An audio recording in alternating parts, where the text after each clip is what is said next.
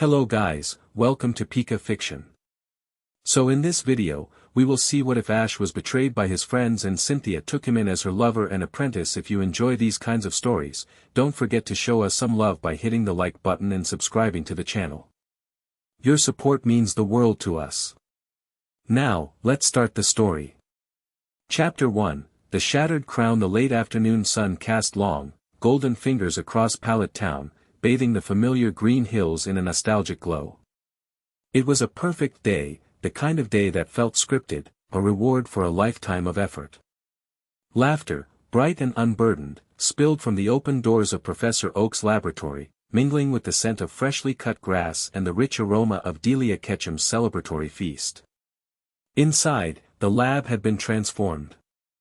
Research equipment and data terminals were pushed against the walls, draped in celebratory banners. A long table groaned under the weight of food, and at its center, a grand, multi-tiered cake was decorated with a meticulously crafted sugarwork replica of the World Coronation Series trophy. It was a party, but it felt like something more, a homecoming, a culmination. Ash Ketchum, the newly crowned world monarch, felt a grin stretch across his face, so wide it made his cheeks ache. He held a glass of bubbly moo-moo milk, the cool condensation a pleasant contrast to the warmth of the room. Pikachu, perched on his usual spot on Ash's shoulder, was nibbling on a poffin that Dawn had made just for him, his little black-tipped ears twitching with every new voice that called out a congratulation. To the monarch. Brock raised his glass, his grin as wide as Ash's. We never had a doubt. Not really. A chorus of cheers followed. May clinked her glass against his. You actually did it, Ash. You're the strongest trainer in the world. It's insane. It was a brilliant final battle, Serena added, her eyes shining with a pride that felt deeply personal. That final clash between Pikachu and Charizard, it was poetry. Everywhere he looked, Ash saw the faces of his history. Misty was there, leaning against a wall, a smirk on her face that was her unique brand of affection. Dawn was deep in conversation with his mother, both of them gesturing excitedly. Iris and Sylvan waved from across the room, while Clement and Bonnie were examining one of Professor Oak's new machines, their curiosity unquenchable even at a party. Go, his partner in the most recent chapter of his journey, stood nearby, a quiet but content smile on his face as he watched Scorbunny, now a Cinderace, chase after a rolling Pokeball. All his Pokémon were out of their Pokeballs, scattered around the lab's sprawling grounds. Bulbasaur was mediating a minor squabble between Corphish and Totodile, his expression one of world-weary patience. Infernape was locked in a friendly stare-down with Sceptile, a familiar spark of rivalry in their eyes. Charizard stood aloof near the edge of the corral, magnificent and proud, a silent guardian watching over the festivities. It was perfect. It was everything he had ever fought for, all in one place. I couldn't have done it without any of you, Ash said, his voice thick with an emotion he couldn't quite name. It was gratitude, but deeper. It was a sense of belonging that felt as solid and real as the ground beneath his feet. Every battle, every lesson, every one of you pushed me to be better. Professor Oak, his face beaming, stepped to the center of the room and cleared his throat. If I may have everyone's attention for a moment. The chatter subsided, and all eyes turned to the venerable professor. We are here, of course, to celebrate Ash. A young man who left this small town with a stubborn Pikachu and a dream that seemed, if we are all being honest, a little far-fetched. A wave of gentle laughter rippled through the room. But Ash's journey was never just about winning battles, Oak continued, his tone shifting slightly. The jovial light in his eyes was replaced by something more serious, more profound. It has been about connection. About the bond between human and Pokémon. But with that connection comes a great and terrible power. A power that draws legends from the fabric of reality, that rewrites prophecy, that can save the world, or endanger it. The air in the room grew still. The smiles on his friends' faces seemed to tighten, becoming less genuine. Ash felt a prickle on his skin, a sudden, inexplicable chill. Pikachu stopped chewing his puffin, and a low, questioning, Pika, rumbled in his throat. Brock stepped forward, his arms crossed. His usual warm, avuncular expression was gone, replaced by a mask of grim resolve. Ash, we need to talk. Misty was right beside him, her face hard. This isn't just a party, Ash. It's an intervention. The word hung in the air, cold and sharp. Intervention. Ash's mind raced, trying to make sense of the sudden shift. He looked from Brock to Misty, then to Dawn, who wouldn't meet his eyes.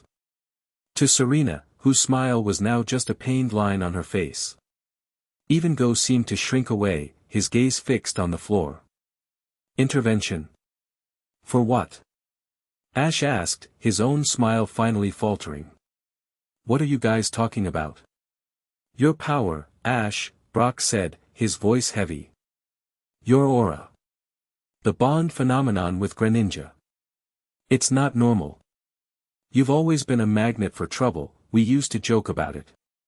But it's not a joke anymore. Dialga, Palkia, Giratina, Arceus himself, you don't just meet them, you collide with them. You're becoming a nexus for forces that this world was never meant to handle. We've spoken to specialists, Misty added, her voice sharp and clinical. People who understand these things. They've studied your career. Every gym battle, every league, every world-ending catastrophe. There's a pattern. The power you're tapping into, it's unstable. They showed us projections, Ash. Futures where that power goes unchecked. Where you lose control. Her words were like stones, each one striking a blow against the perfect facade of the day. Projections. Specialists. This had been planned. The party, the smiles, the congratulations, it was all a lie. A carefully constructed cage. This is crazy, Ash stammered, taking a step back. Pikachu bristled on his shoulder, his cheeks sparking faintly. Everything I've done has been to help people, to protect Pokémon. We know you mean well, Ash, Dawn said, finally looking up. Her eyes were filled with tears. That's why this is so hard. We're doing this because we love you. We can't stand by and watch you become a danger to yourself and everyone else. From a bag at his side, Brock pulled out a pair of sleek, metallic cuffs. They glowed with a faint, sickly blue light that seemed to absorb the warmth from the room. The energy they pulsed with felt wrong, a discordant note in the symphony of life that Ash's aura was just beginning to let him sense. These will help, Brock said, his voice devoid of its usual warmth. They will dampen the aura, suppress it so it can't spiral out of control. It's for your own good. And for your Pokémon, Go said, his voice barely a whisper. He held up a strange, spherical device. We can't let them be conduits for that power. They need to be contained, safely, until you're better. Contained. The word was a death knell.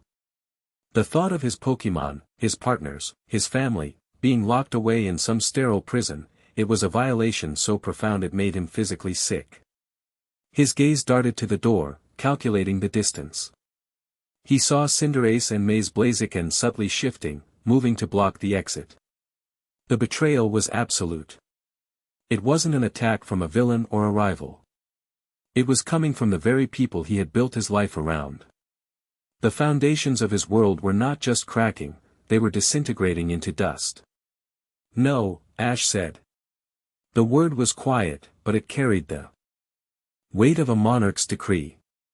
His eyes, once bright with joy, had gone cold and hard as obsidian. You're not touching them. You're not touching me. Pikachu let out a sharp cry, a clear warning. Chuopika. Don't make this harder than it has to be, Ash, Misty warned, her hand moving towards the Pokeball on her belt. But it was already too late. The moment for words had passed. The moment the trap was sprung, the moment they revealed their intent, they had declared war. Sceptile, now. Ash commanded, his voice ringing with an authority none of them had ever heard before. In the corral outside, a green blur exploded into motion. Septile, who had been observing the tense scene with narrowed eyes, launched himself forward. With a flick of his arm, he sent a volley of leaf blades not at a person, but at the main power conduit for the lab. The projectiles sliced through the reinforced cabling, and the room was plunged into emergency lighting, the celebratory glow replaced by a stark, flashing red. Chaos erupted. In the disorienting strobing light, Ash moved. He wasn't a 10-year-old boy anymore. He was a battle-hardened champion, and his instincts were screaming. Infernape, flare blitz. Scatter them. The fire ape roared, his head crest erupting in a furious blaze. He became a living comet of blue-white fire, not aiming to hit anyone, but to sow confusion, to create a wall of flame that bisected the room and separated Ash from the main group. The heat was immense, forcing Brock, Misty, and the others to shield their faces and fall back. He's fighting back. Subdue him. Brock yelled, his face grim in the flickering light. Steelix, go. The ground shook as the colossal steel snake Pokémon erupted from its Pokeball, its massive form barely fitting inside the lab. But Ash was already thinking 2 steps ahead. Charizard, seismic toss. Get it out of here. From outside, a defiant roar answered. Ash's most powerful and loyal fire lizard swooped down, his massive claws grabbing hold of the much heavier Steelix. With a grunt of titanic effort that shook the entire building, Charizard lifted the struggling steel snake, flew him up through the hole Infernape's initial attack had torn in the roof, and hurled him into the distant forest. It was a breathtaking display of raw power, a reminder of just who they were dealing with. But they were relentless. Delphox, use Psychic on Pikachu. Serena cried, her expression torn between determination and anguish. A wave of psychic energy shot towards Ash's shoulder. Pikachu, quick attack, dodge it. Pikachu became a yellow blur, the psychic wave splashing harmlessly against the wall behind him. He landed on a table, his cheeks sparking furiously. Blaziken, high jump kick. The powerful Hoenn starter leaped over the wall of fire, its leg glowing with devastating power. Infernape, Mach Punch. The 2 firefighting types met in the middle of the room in a thunderous explosion of physical force. They were perfectly matched, a testament to their shared history of rivalry, but now it was tainted, ugly. Ash saw the devices in their hands. They weren't just for him. Dawn was pointing one at Infernape. As he battled Blaziken, a beam of the sickly blue energy shot out and struck him in the back. Infernape cried out, not just in pain, but in confusion. His flames flickered, and he stumbled. Blaziken, perhaps out of instinct, or perhaps a moment of hesitation from May, didn't press the advantage. But the effect was clear. The devices worked. They weakened, they disoriented, they severed the very bond Ash cherished. Rage, cold and pure, surged through Ash. It was a different kind of anger from a heated battle. This was the fury of a betrayed king. He could feel his aura flaring, not as a controlled tool, but as a raw, untamed corona of power responding to his emotional agony. He felt a strange energy course through him, a desire to lash out, to make them feel the pain they were inflicting on him. For a terrifying second, he understood the fear they claimed to have. But then he saw Pikachu's face, looking at him with absolute, unwavering trust. That look was his anchor. It cut through the rage. He would not become what they feared. He would not prove them right. His goal wasn't to win. It was to escape. He recalled Infernape and Septile, their pained cries echoing in his mind as their light was absorbed into their Pokeballs. He couldn't risk them being hit by those devices again. We have him surrounded. Go shouted, pointing. Cinderace was at one end of the room, Misty's Gyarados was now coiled outside the main window, its massive head poking through the shattered glass, its fangs bared. Ash was cornered. His friends, his family, their faces grim masks of righteous certainty, began to close in. Brock held the cuffs out like a promise of salvation. It's over, Ash. Just give up. Let us help you. Help him. The word was poison. He looked at Brock, the man who had been like a brother to him, and felt a profound, aching hollowness. He glanced at Pikachu. The little mouse Pokémon was trembling, not with fear, but with contained power. Their eyes met, and in that silent, instantaneous communication that had defined their entire lives, a decision was made. There would be no surrender.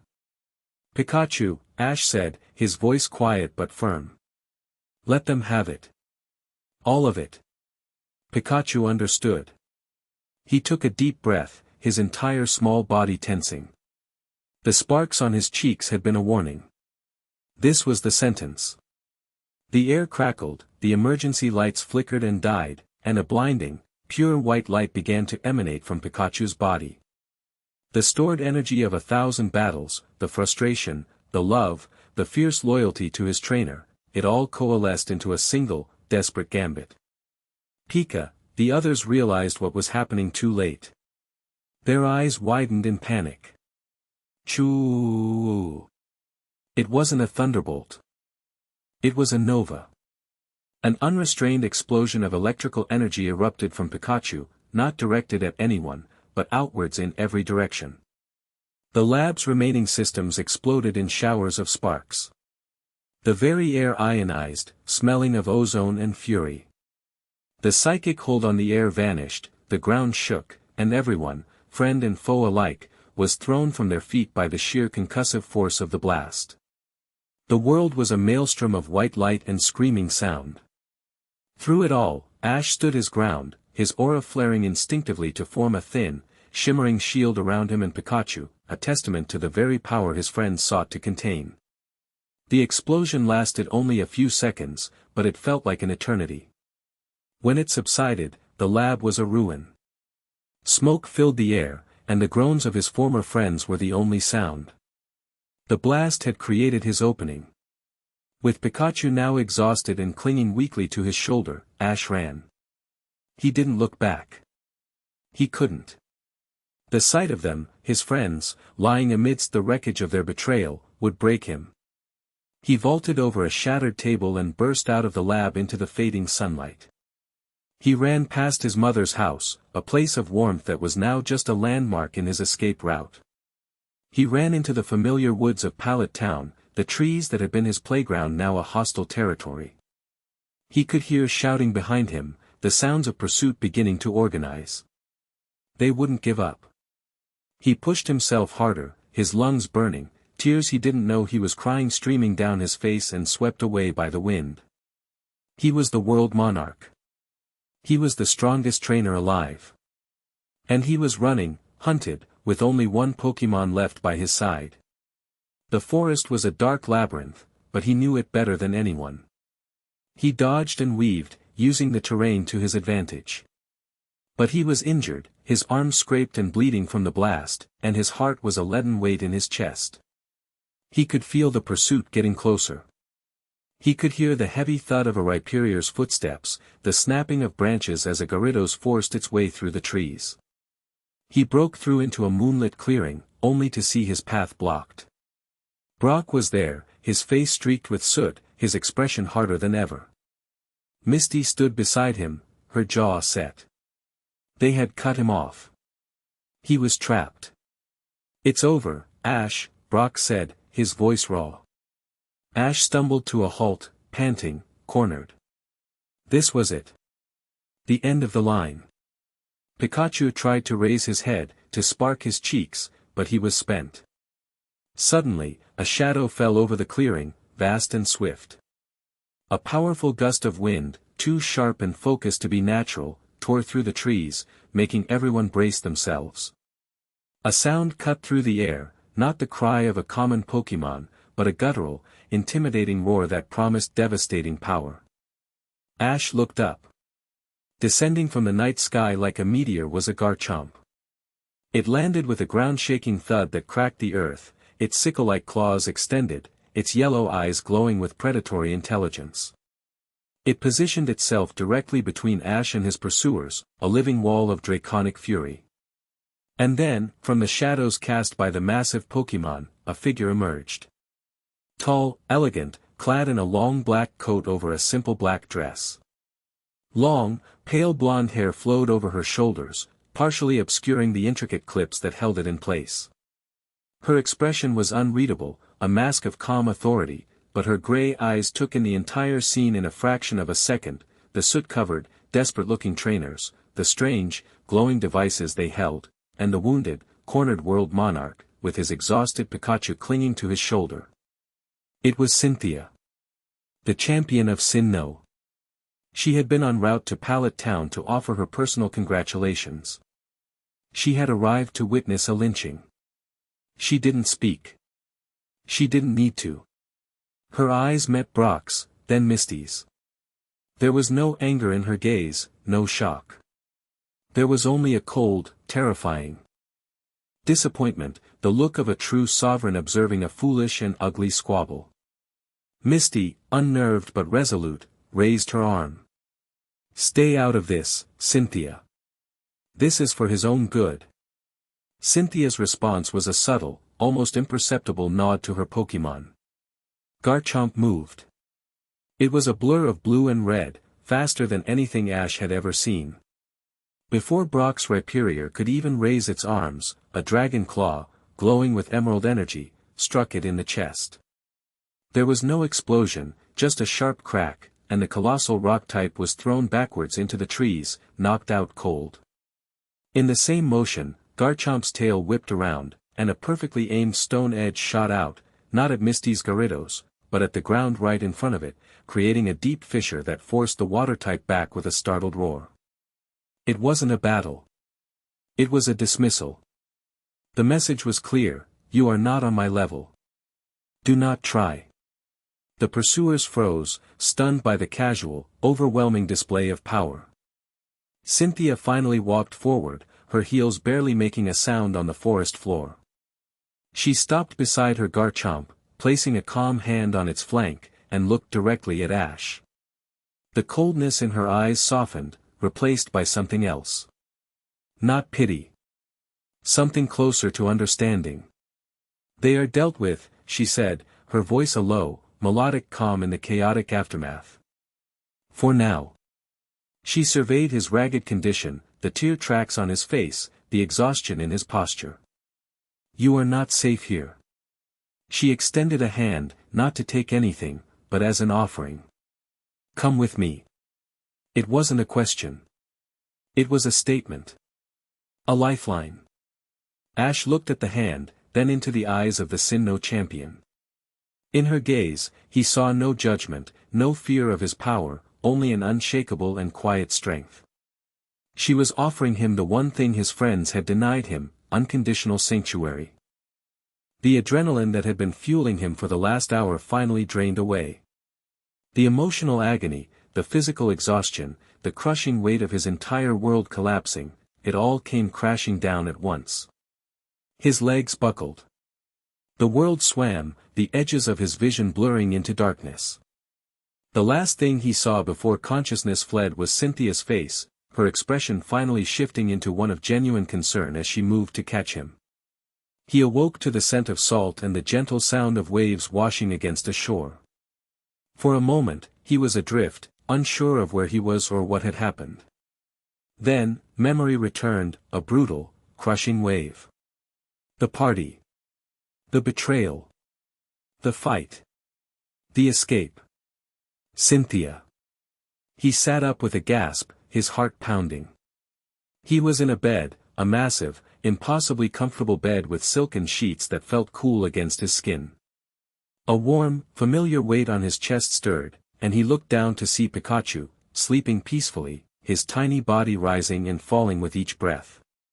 He was safe. Ash looked around the room. It was vast and opulent, decorated in muted tones of cream and gray. One entire wall was a single pane of glass, revealing a breathtaking panoramic view of a moonlit ocean. The furniture was elegant and minimalist, a stark contrast to the comfortable clutter of his room back in Pallet Town. A cool sea breeze drifted in through an open balcony door, carrying the whisper of the tide. He was alone. He slid out of bed, his bare feet padding silently on the cool marble floor. He walked to the window, placing a hand on the glass. The reflection that stared back was a stranger. A young man with haunted eyes, his face pale and drawn. He wore simple gray pajamas that were not his own. The monarch of the world. Alone in a gilded cage. His crown had been shattered. His kingdom was in ruins. All he had left was the loyal friend sleeping on the bed behind him and a single, burning question. In a world that had turned against him, why had she, one of its most powerful guardians, chosen to save him? The weight of it all pressed down, and he leaned his forehead against the cold glass, the vast, empty ocean a perfect mirror for the desolate hollowness inside him. Chapter 2, The Gilded Cage. Days bled into a week, then 2. The passage of time was marked only by the shifting tides outside the great glass wall of Ash's room and the silent arrival of meal trays he rarely touched. The villa in Undella town was a masterpiece of modern architecture, a palace of glass and white stone perched on a cliff overlooking the sea. It was beautiful, serene, and suffocating. It was a cage, not of steel bars, but of comfort and silence, and Ash found himself rattling against its invisible confines. He slept in fits, his dreams a chaotic reel of familiar faces contorted into masks of righteous fury. He'd see Brock's steady hands holding not a frying pan, but the sickly blue glow of the aura-suppressing cuffs. He'd hear Dawn's voice, not cheering for him, but crying that it was for his own good. He'd bolt upright in the massive, lonely bed, heart hammering against his ribs, the name of a friend a choked cry on his lips. Each time, Pikachu would stir from his spot on the adjacent pillow. He wouldn't offer frantic comfort. He would simply crawl onto Ash's chest, a small, warm, living weight, and nuzzle his chin. His presence was a silent, unwavering statement, I am here. We are here. That is all that matters. And slowly, the frantic pulse in Ash's veins would quiet, grounded by the one bond that had not been broken. Cynthia remained a distant, enigmatic presence. She did not pry, did not offer platitudes or easy comfort. She seemed to understand that the wound he carried was too deep for words to stitch. A quiet woman named Carol, her housekeeper, would bring his meals, her expression one of gentle, non-intrusive sympathy. Sometimes, from the balcony, he would see Cynthia on the private beach below, her Garchomp a motionless silhouette beside her as she stared out at the horizon, lost in thoughts. He couldn't begin to guess. She was giving him space, an entire ocean of it, and he was drowning in it. The turning point came on the 15th day. He had pushed his breakfast tray away, the sight of the perfectly arranged fruit making his stomach churn. He was standing at the window, watching the waves crash against the black rocks below, when the door to his room slid open. It was Cynthia. She wasn't dressed in her imposing champion's coat, but in simple, black athletic wear. The period of mourning is over, she stated, her voice calm but carrying an edge of command that cut through the haze of his grief. Ash didn't turn. There's nothing to mourn, he said, his voice raspy from disuse. It's not like they're dead. The unspoken words hung in the air between them, they're worse than dead. They're still out there. No, she agreed, stepping further into the room. They are not.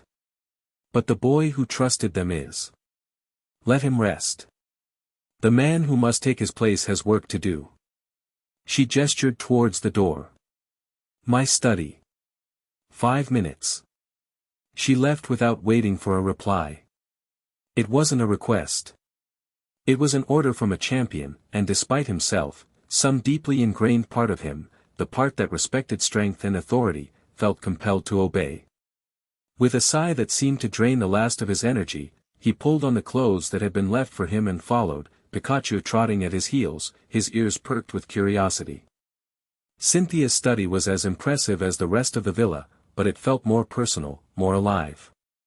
Floor-to-ceiling bookshelves overflowed with ancient-looking tomes and modern data slates.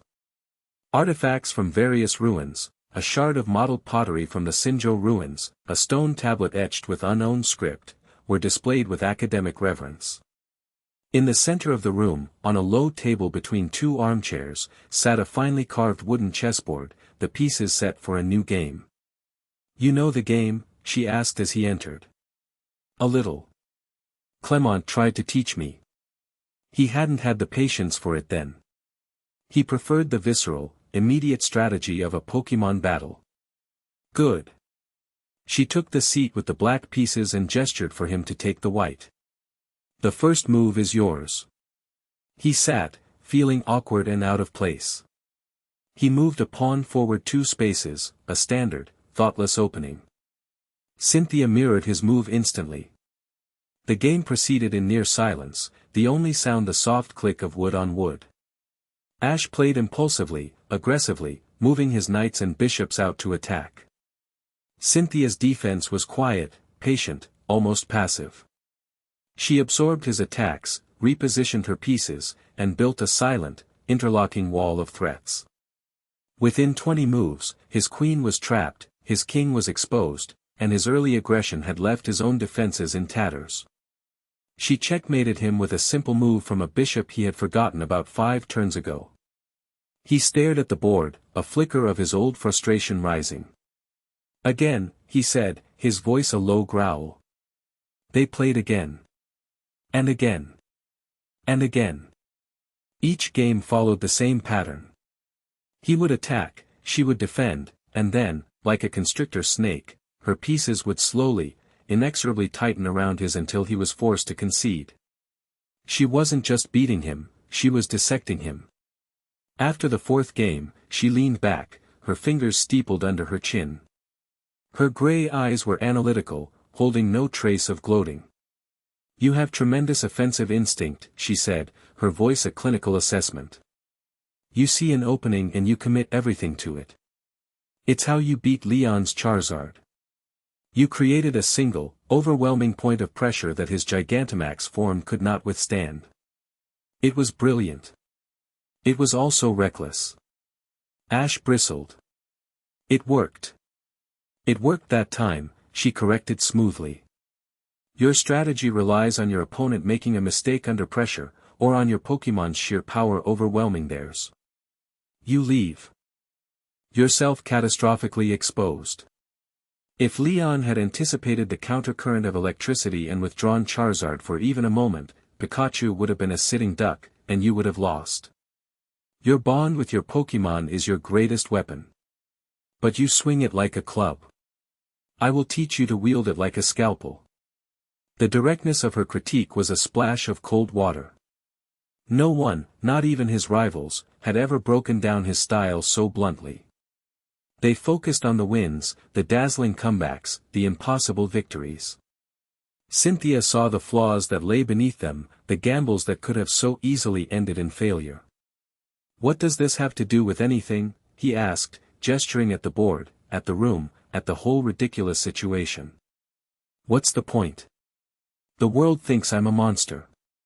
My friends," he choked on the word. "They tried to put me in a cage."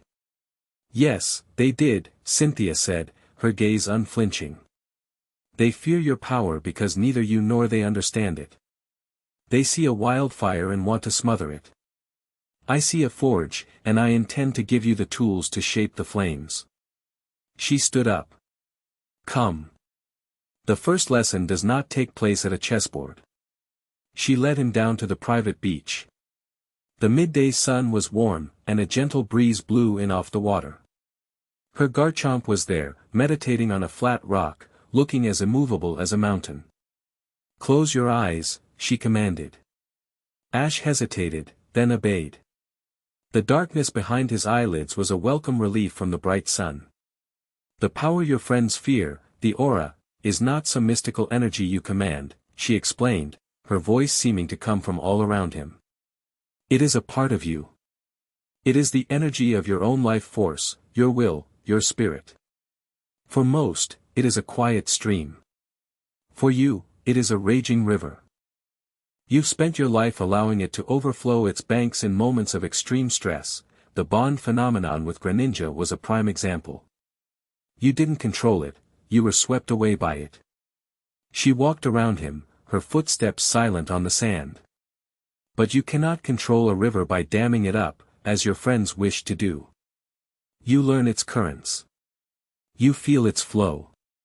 Right now, your aura is lashing out in grief and anger. It's a storm inside you. Stop fighting it. Stop trying to control it. Just, listen to it. Ash frowned. Listen to what? To everything, she replied. Your aura connects you to the life force of the world. It's a sense you've never properly used. Stop thinking. Stop trying. Just be still, and feel. He tried. He focused on his breathing, on the sound of the waves, the cry of a distant wind gull. For long minutes, there was nothing but frustration. It was like trying to hear a whisper in a hurricane. His own thoughts were too loud, the memories too raw. I can't, he grumbled. There's nothing. You are trying to grab the water, Cynthia's voice chided gently. Let it flow through your fingers. You are not a container for your aura, Ash. You are your aura. He took a deep breath, and for a moment, he let go. He let go of the anger, the betrayal, the confusion. He just existed. And then, he felt it. It started as a faint hum at the base of his skull, a subtle vibration that was different from the sound of the waves. He focused on it, not with effort, but with curiosity. The hum grew. It resolved into threads of sensation. He felt a bright, crackling spark of energy nearby, Pikachu, watching him intently. He felt a deeper, slower, immensely powerful pulse from the direction of the rock, Garchomp, a thrum of dormant, draconic power. He could feel the simple, fleeting life of the wind gull as it flew overhead, the collective energy of the sand crabs digging themselves into the wet sand at the shoreline. The world was not silent. It was singing a song he had never heard before. His eyes snapped open. The world looked the same, but it felt profoundly different, richer, more textured. He looked at Pikachu, and for the first time, he didn't just see his partner, he could feel the vibrant, loyal energy that was so uniquely him, a star of golden light in his newfound perception. Cynthia was watching him, a faint, knowing smile on her lips. You see. The training began in earnest after that. Every day was a grueling exercise in control and perception. Cynthia was a demanding, unforgiving teacher. The first real test was to project his aura.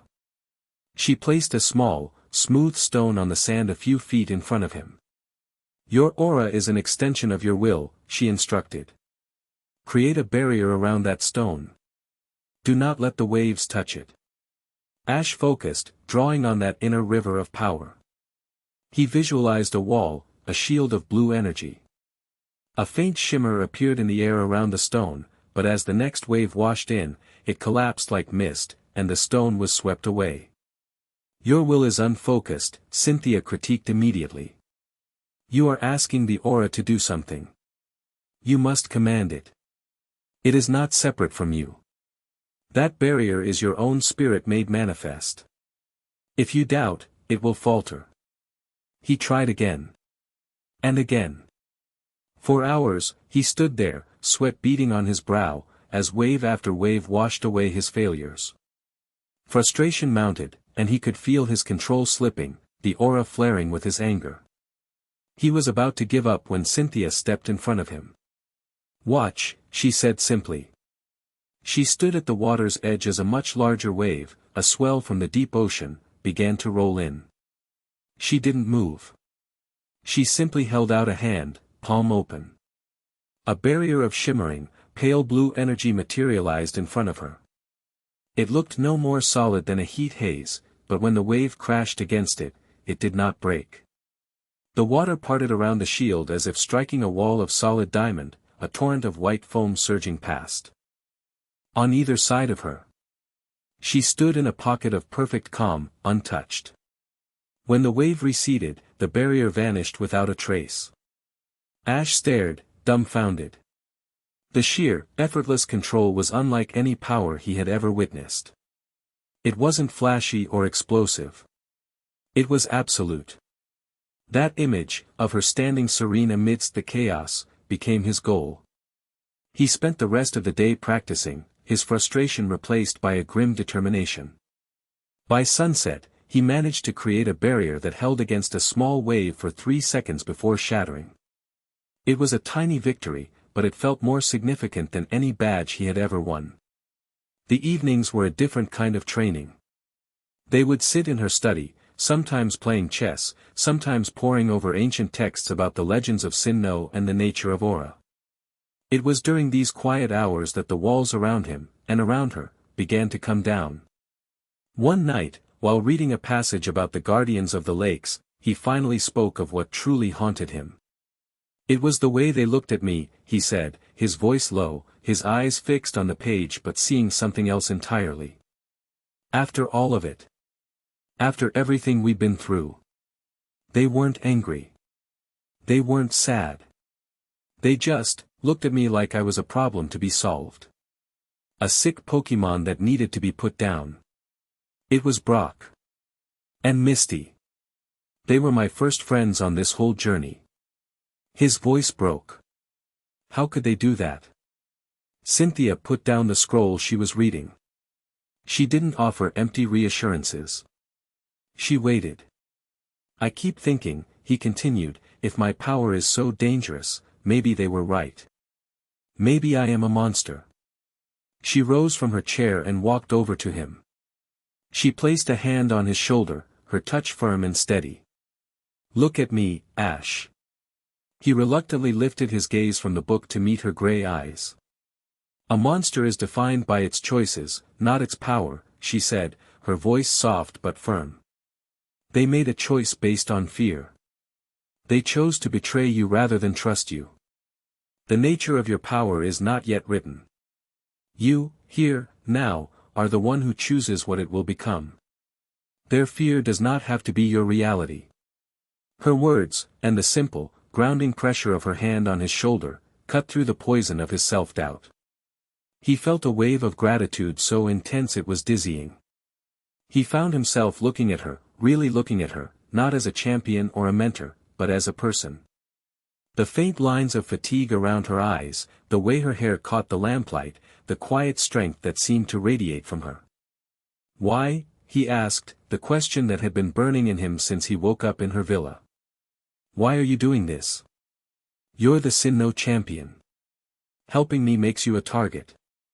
Cynthia's gaze softened, and she let out a slow breath, a rare crack in her composed facade. She withdrew her hand and walked over to the large window, looking out at the moonlit sea.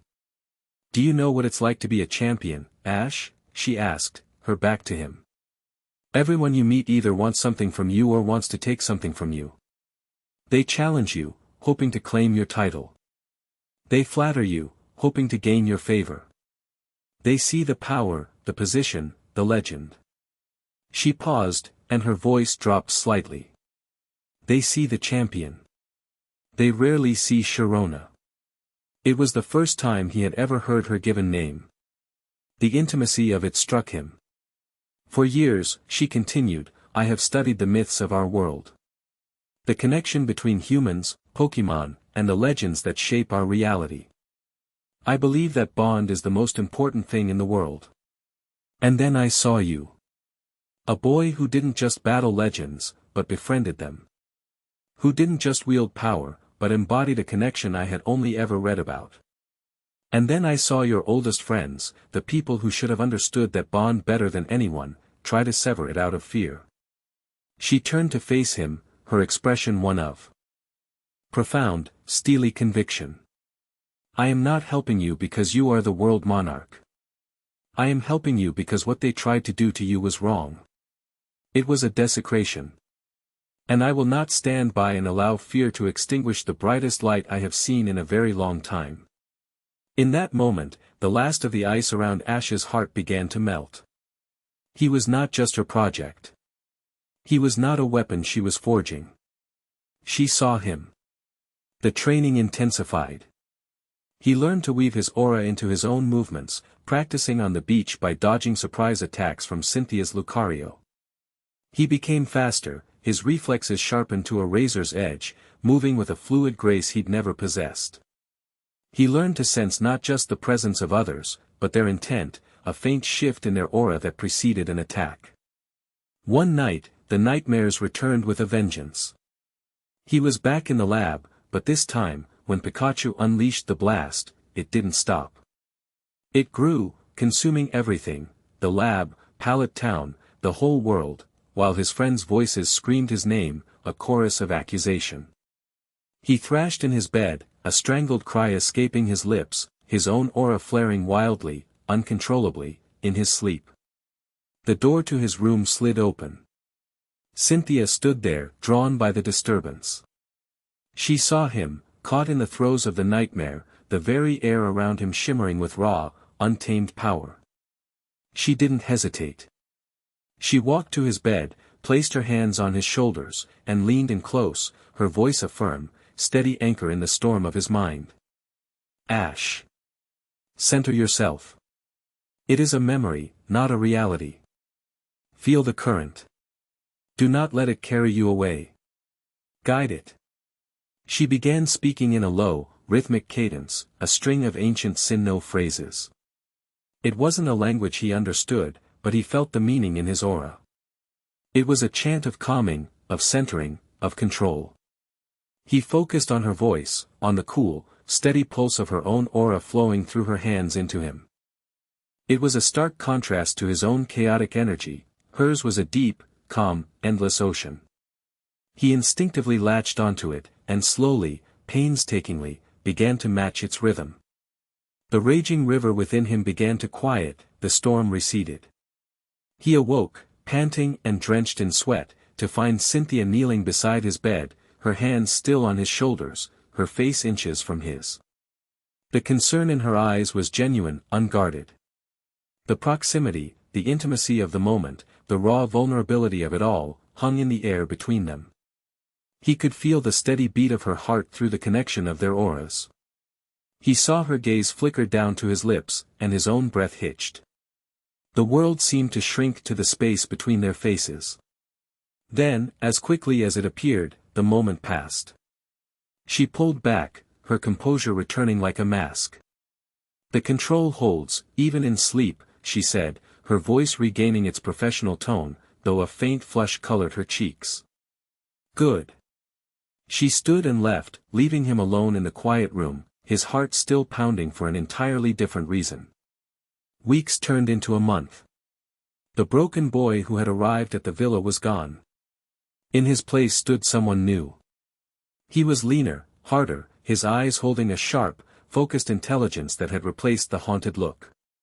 The final morning, he found her on the beach at dawn, watching the sunrise paint the sky in hues of orange and pink. "I want to battle you," he said. It wasn't a challenge born of arrogance, but a request for a measure. A test. Cynthia turned, a genuine, radiant smile gracing her lips for the first time. It transformed her face, softening the regal lines into something breathtakingly beautiful. "I was wondering when you'd ask." She looked to her stoic Pokémon. "Garchomp, if you would." Pikachu leaped from Ash's shoulder, landing on the sand, his cheeks already sparking. The size difference was absurd. The land shark dragon towered over the tiny electric mouse, a mountain to a pebble.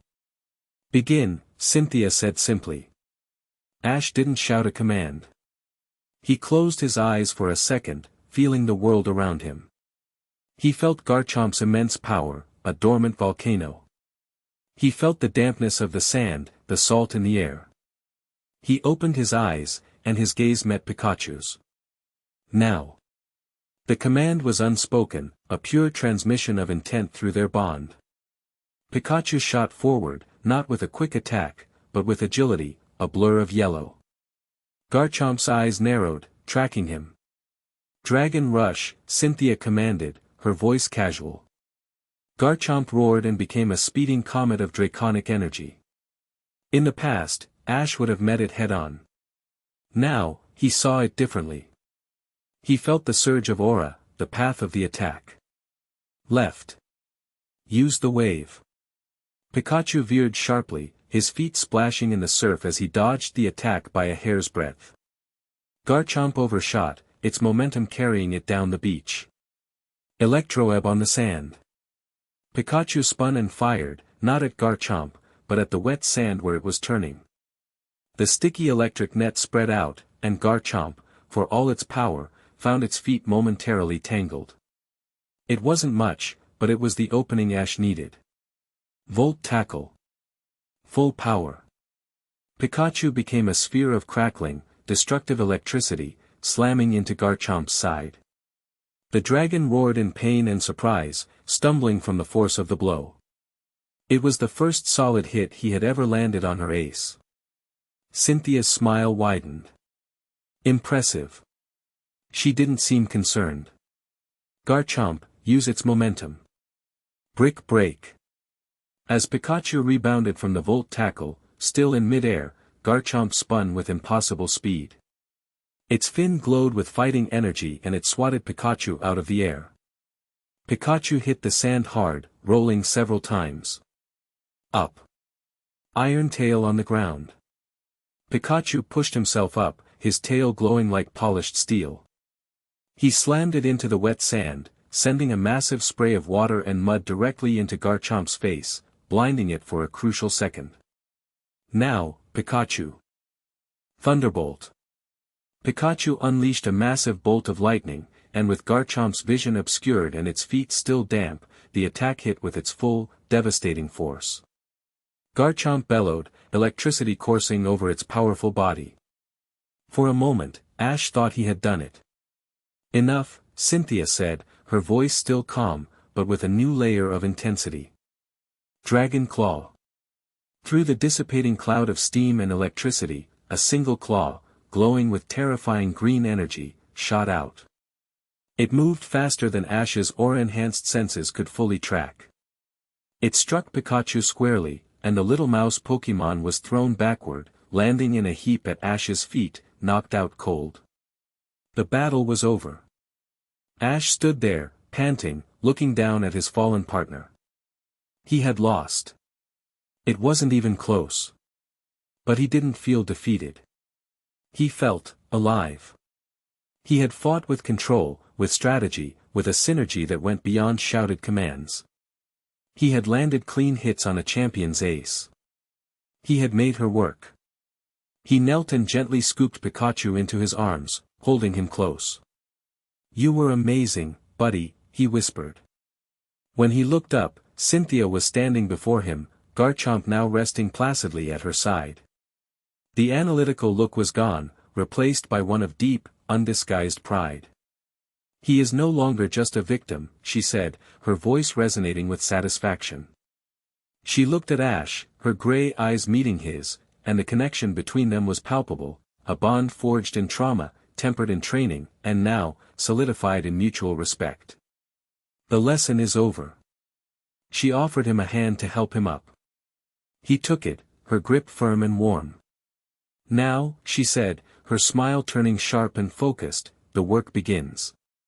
Chapter 3, Whispers in the Ruins. The dawn following their battle was quiet, carrying a fragile peace. Ash stood on the balcony, a mug of hot chocolate warming his hands, and watched the sun climb over the sea. The ache in his muscles was a dull, satisfying thrum, a physical reminder of progress. He had lost the battle, but he had won something far more important, a sense of his own agency. He was no longer just adrift in the currents of his misfortune. He was learning to swim. He felt her presence before he heard her. A calm, steady pulse in the symphony of life his aura could now perceive.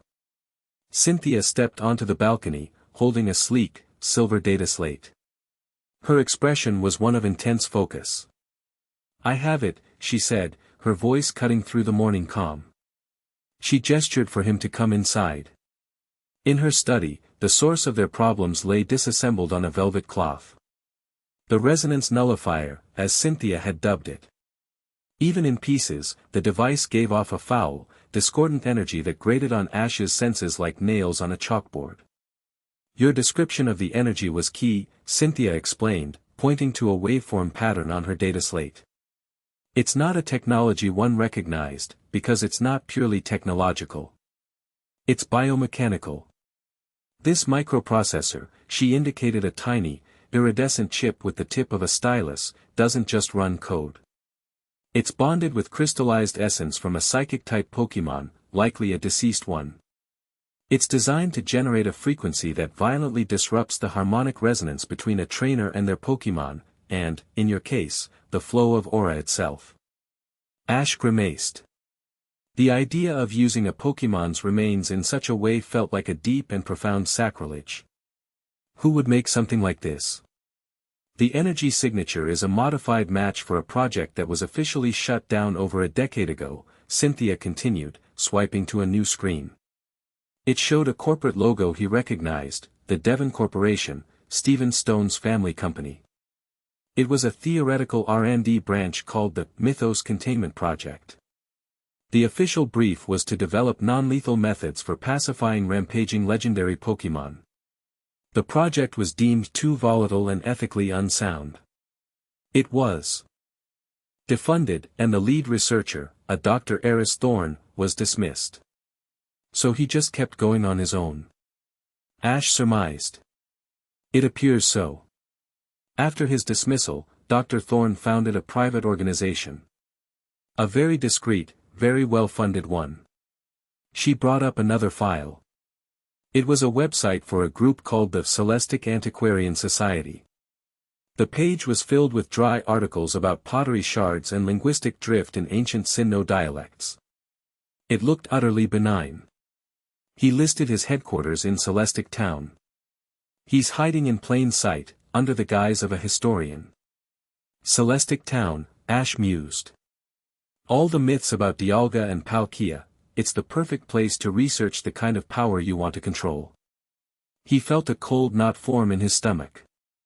This was more than just one rogue scientist. The resources, the planning that went into the trap at Oak's lab, this was a conspiracy. We have a trail, Cynthia said, her gray eyes glinting with determination. We need to follow it. We'll travel to Sinnoh, visit this society, and see what Dr. Thorne and his associates have been studying. She looked at him, her expression serious. But you cannot travel as Ash Ketchum, the world monarch. He is a wanted fugitive. From the moment we leave this villa, you are my new research assistant, Kenji. You are quiet, studious, and you do not draw attention to yourself. He nodded, a grim smile touching his lips. Quiet and studious. Got it. Might be a stretch, but I'll give it my best shot.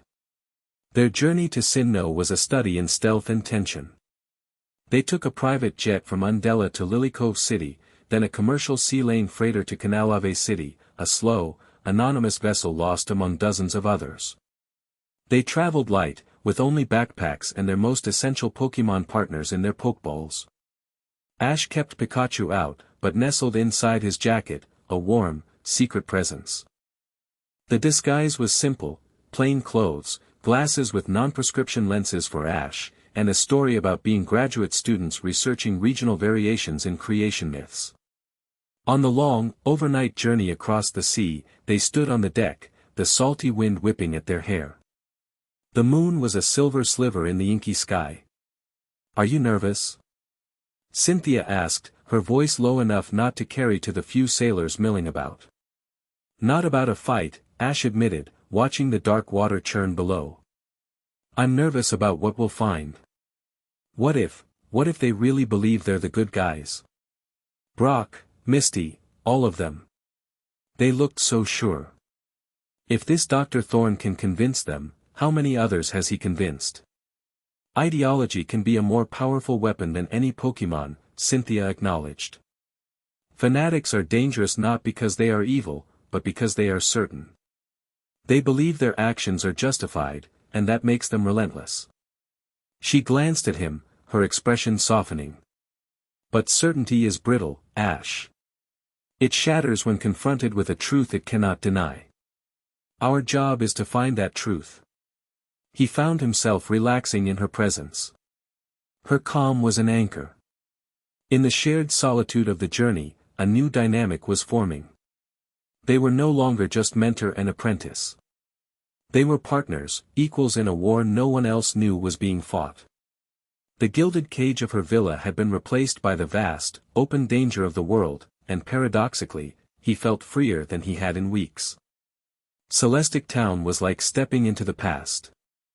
The air was cool and thin, smelling of pine and old stone. Small, traditional houses with dark wooden beams clustered around a central shrine, and the pace of life was slow, deliberate. It was a town that remembered its own myths. Cynthia's grandmother lived in the largest house, adjacent to the Celestic Town Historical Research Center. She was a tiny, ancient woman with eyes that held the wisdom of 100 winters. She greeted Cynthia with a warm embrace, then her sharp gaze fell upon Ash.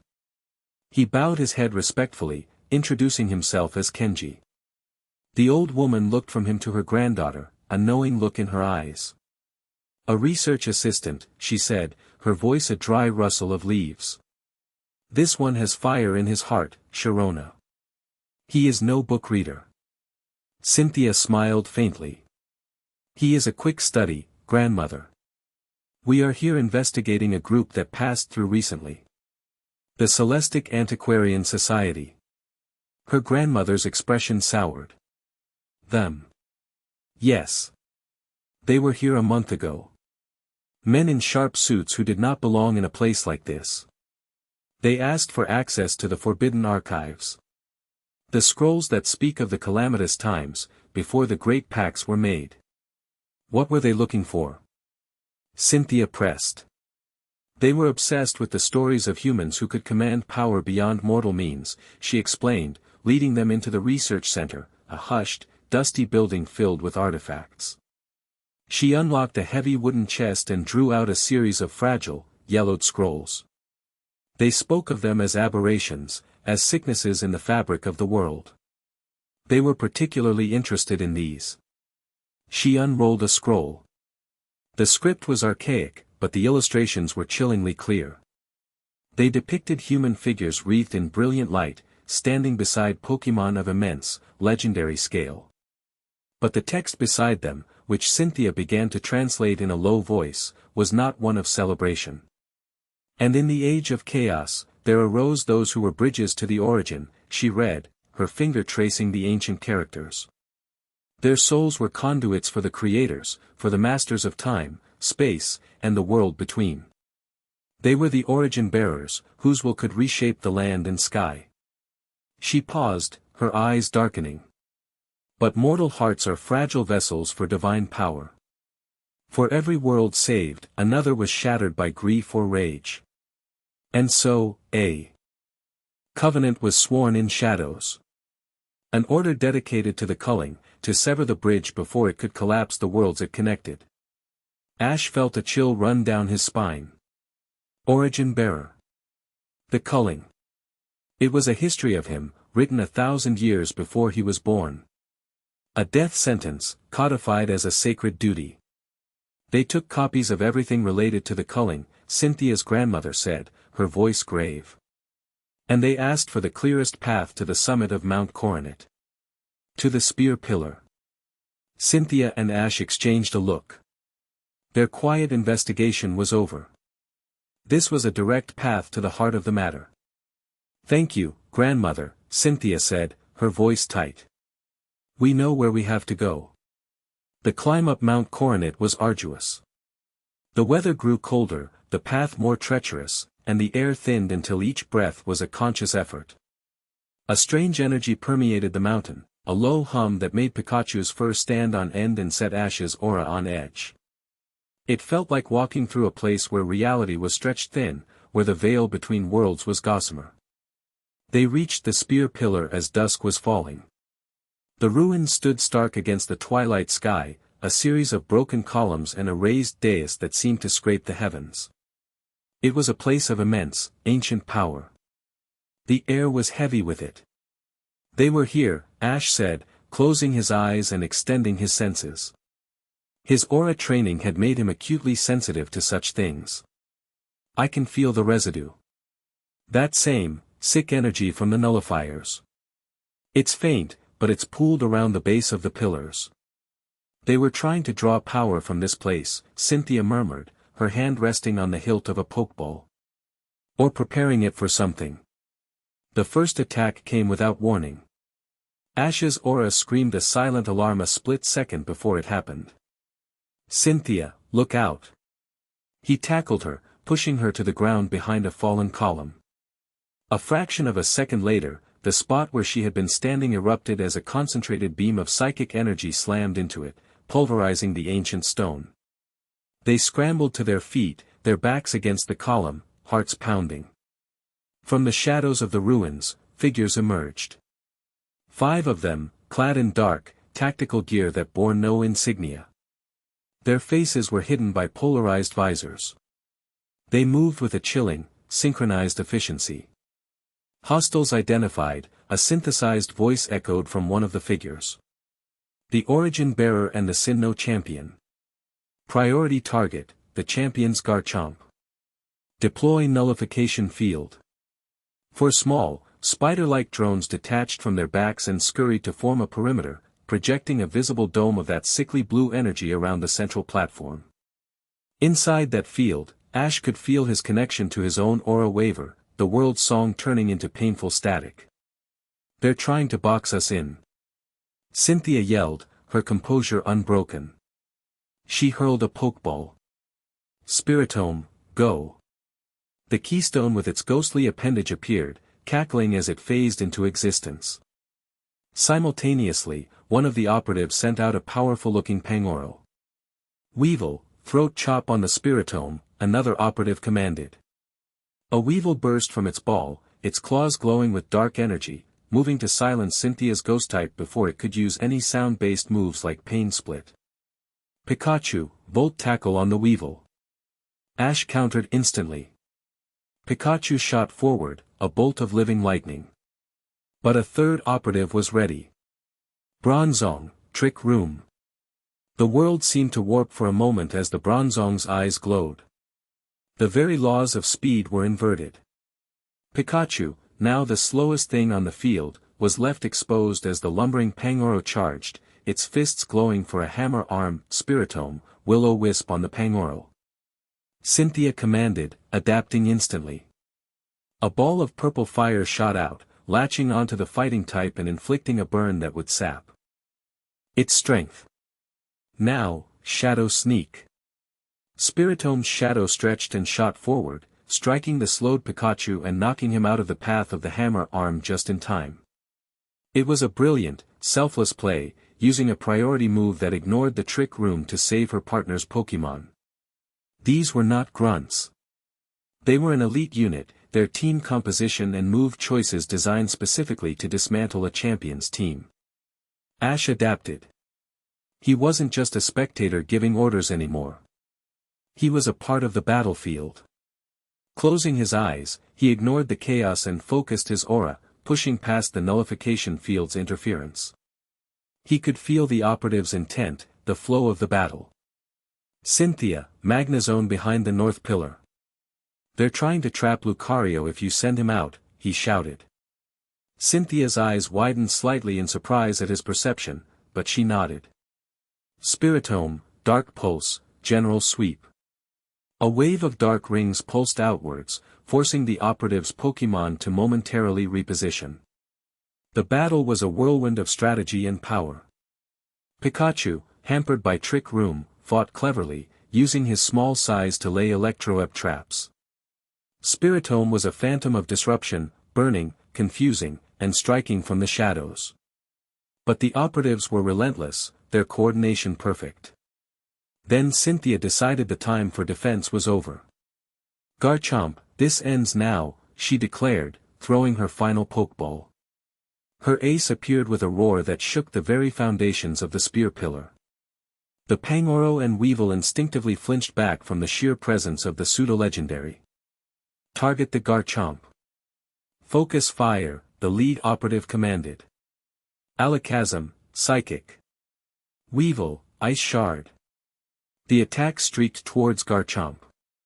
"Draco Meteor," Cynthia said, her voice dropping to a near whisper. Garchomp tilted its head to the sky and let out a cataclysmic roar.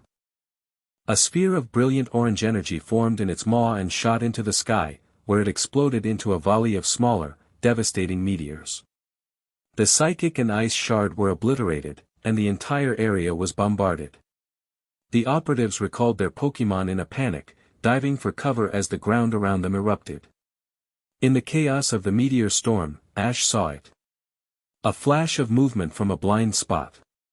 A sixth operative, one who had remained hidden, was perched atop a high pillar. He had a Pokémon Ash couldn't see, but a sphere of purplish-black energy was forming, aimed directly at Cynthia's back while she was focused on Garchomp's assault. A shadow ball.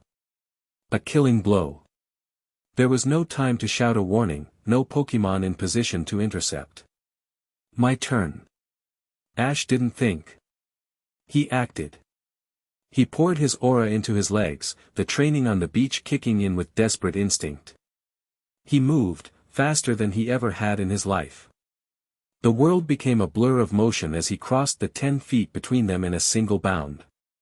He slammed into Cynthia, pushing her hard to the side. Get down.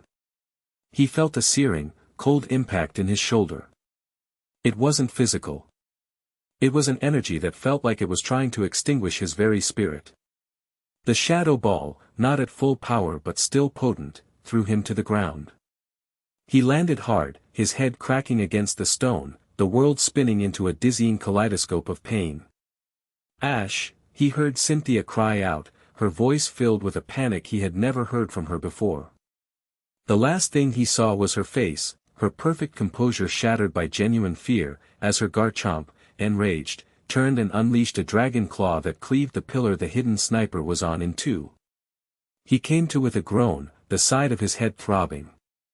He was leaning against a pillar, and a soft pressure on his wounded shoulder made him flinch. He opened his eyes to see Cynthia kneeling in front of him, carefully wrapping a bandage around his upper arm. Her hands were gentle, but her expression was a storm of emotions, relief, anger, and something else he couldn't quite name. The battle was over. 3 of the operatives were unconscious, tied up with thick cords. The other 3, including the sniper, had vanished. You reckless, infuriating, wonderful fool, she whispered, her voice tight as she finished tying the knot. You could have been killed. You would have been, he rasped, pushing himself into a sitting position. He looked at her, at the genuine fear for his safety that still lingered in her eyes. The adrenaline from the fight, the rush of his desperate save, the sheer relief of being alive, it all coalesced into a powerful, magnetic current between them.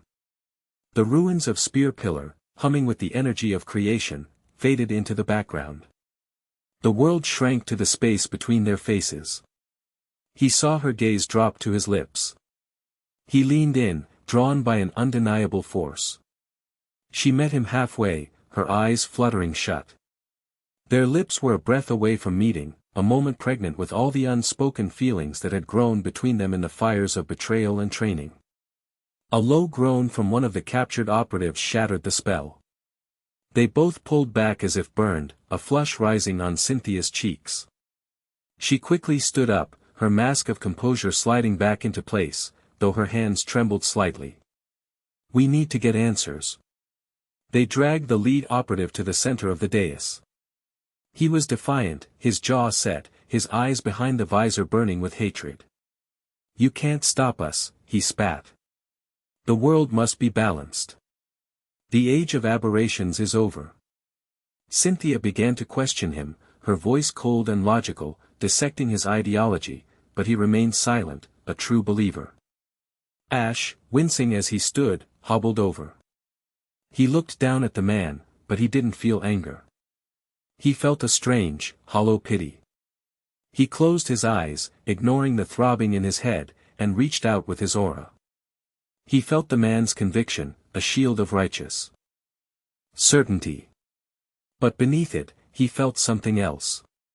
A tremor. A deep, primal fear.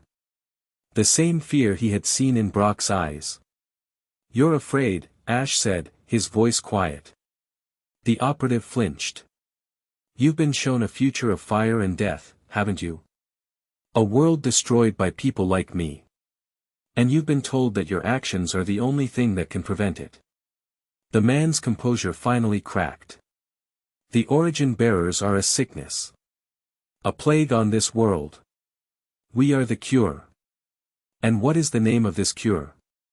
Cynthia pressed, sensing the break. What is the name of your organization? The man struggled against his bonds, his face contorted in a fanatical snarl. We are the shield against the chaos you invite. We are the scalpel that will carve out the disease. We are the Aegis of Balance. Aegis of Balance. The name hung in the cold mountain air, a declaration of war.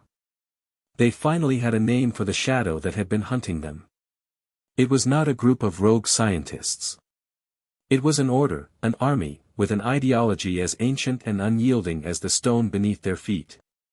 Chapter 4, The Unova Gambit. The wind that whipped across the spear pillar carried the weight of their discovery. Aegis of Balance. The name was a paradox, a promise of stability delivered through violence and fear. As Cynthia contacted regional authorities with an anonymous tip about the captured operatives, leaving them for the Sinnoh police to find, a grim reality settled over them. They were no longer just investigating a conspiracy, they were at war with a faith. Their retreat from Sinnoh was even more furtive than their arrival. They were compromised. The Aegis knew Cynthia was with Ash, which meant her resources, her homes, her very identity as a champion were now liabilities. They shed the last vestiges of their former lives, traveling south through the winding underground passages of the Sinnoh region, a network known only to a few, including the region's champion. They emerged days later near the ferry terminal in Canalave City, no longer a champion and her assistant, but two weary travelers lost in the crowd. It was in a crowded, noisy cafe in Jubilife City, huddled over a public data terminal, that the Aegis made its next move. It wasn't a physical attack. It was something far more insidious, and far more effective. The news feed was dominated by a single, shocking headline: Tragedy in Unova, Pokemon World Tournament attacked, World Monarch implicated. Ash felt the blood drain from his face. A video feed began to play, showing the massive, domed stadium in Driftvale City, the site of the annual PWT. The footage was chaotic, handheld, showing panic as explosions tore through one of the main spectator stands. Then, a second clip, this one from a high-angle security camera. It was grainy, indistinct, but unmistakable. A figure stood on the roof overlooking the chaos, a Pikachu on his shoulder. A massive bolt of lightning, far too powerful for a wild Pokemon, arced from the Pikachu's position down into the stadium, right before a secondary, larger explosion ripped the structure apart. "It's a fake," Ash whispered, his hands clenching into fists. "That's not me." "It doesn't matter," Cynthia said, her eyes narrowed, analyzing every frame. "The quality is poor enough to be deniable, but clear enough to be damning. It's a perfect piece of propaganda." The news report continued. A somber-faced announcer detailed the casualties, dozens injured, thankfully no fatalities, and then presented the Aegis's masterstroke. An expert analyst appeared on screen. It was Dr. Eris Thorne. His face was calm, professional, and filled with a scholarly grief. "This tragedy, while horrifying, is sadly predictable," Thorne said, his voice resonating with authority. "My organization has been studying the origin-bearer phenomenon for years. Individuals like Ash Ketchum, who possess an abnormally high aura potential, act as unwitting catalysts for disaster. His very presence destabilizes the environment, and his Pokemon become conduits for this destructive, chaotic energy. The footage, while inconclusive on its own, aligns perfectly with the energy signatures we detected at the site. This was not an act of malicious intent, but one of tragic, inevitable loss of control." He wasn't framing Ash as a villain. He was framing him as a natural disaster. A walking plague. It was brilliant. It was terrifying. The final nail in the coffin was a statement from the International Pokemon League. A grim-faced chairman, a man Ash recognized from the Monarch's inauguration ceremony, officially denounced Ash Ketchum. Citing the evidence provided by the esteemed researchers at the Aegis of Balance, they stripped him of his title as world monarch and issued an international warrant for his immediate arrest and detainment for public safety. The message was clear. The Aegis was no longer in the shadows. They had stepped onto the world stage, and they had just turned the entire Pokémon League infrastructure into their personal police force. "They've cut us off from everyone," Ash said, the full weight of the move crashing down on him. Any potential allies, other champions, gym leaders, would now be bound by the League's directive. To help him would be to commit career suicide and become a fugitive themselves. Cynthia's hand rested on his, a small, steadying pressure. "Not everyone," she said, her voice a low, intense fire. "They have made a critical error. They chose Unova." "What's in Unova?" "An old friend," she replied, a faint, dangerous smile on her lips. "And a man who has never much cared for the League's politics. Alder." Their destination was set. They couldn't run, they couldn't hide. The only way forward was to walk directly into the heart of the fire. They took the first flight they could to Castelia City, the sprawling, vertical metropolis that was the heart of the Unova region. They moved through the city like ghosts, hoods up, faces down, the towering skyscrapers plastered with digital wanted posters bearing Ash's face.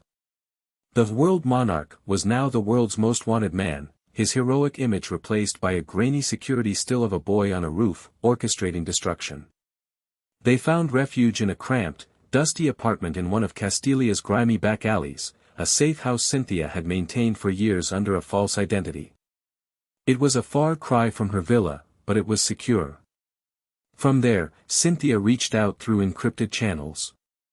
The response from Alder came 2 days later. It was not what they had hoped for. A hologram flickered to life in the center of the small room, showing the former Unova champion's rugged, sun-weathered face. He looked tired, older than Ash remembered. "Cynthia," he began, his voice heavy with regret. "I received your message. I've seen the evidence the League presented. I've also seen the alternate theories you provided." "You know Ash, Alder," Cynthia pressed. "You battled him. You know his character. This is a fabrication." "I know a boy with a good heart and a frightening amount of power," Alder corrected gently. "Cynthia, the League isn't asking questions. They've given a direct order. The new Unova champion, Iris, is already leading a task force. They're sweeping the region. They see this as a chance for her to prove herself." He sighed, the sound staticky over the hologram. "I can't stop them. But I can give you a chance to get out ahead of them. They're focusing their search on the rural areas, near the White Forest and Black City. They think you've gone to ground. They don't expect you to stay in the city." The unspoken part of the message was clear. "I believe you, but my hands are tied. This is all the help I can offer." "He's cornered," Ash said after the hologram faded. "The Aegis has them all playing defense." "Then we have to change the game," Cynthia said, pacing the small room. Her mind was a whirlwind of strategy, seeking the flaw in the enemy's plan. The Aegis's strength is their narrative. They control the flow of information. We can't defeat them by hiding. We have to create a new narrative, one so powerful and so public that they can't spin it.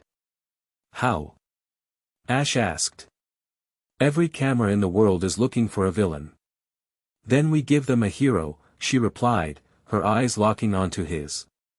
"We don't run from Alder. We don't run from the League. We confront them.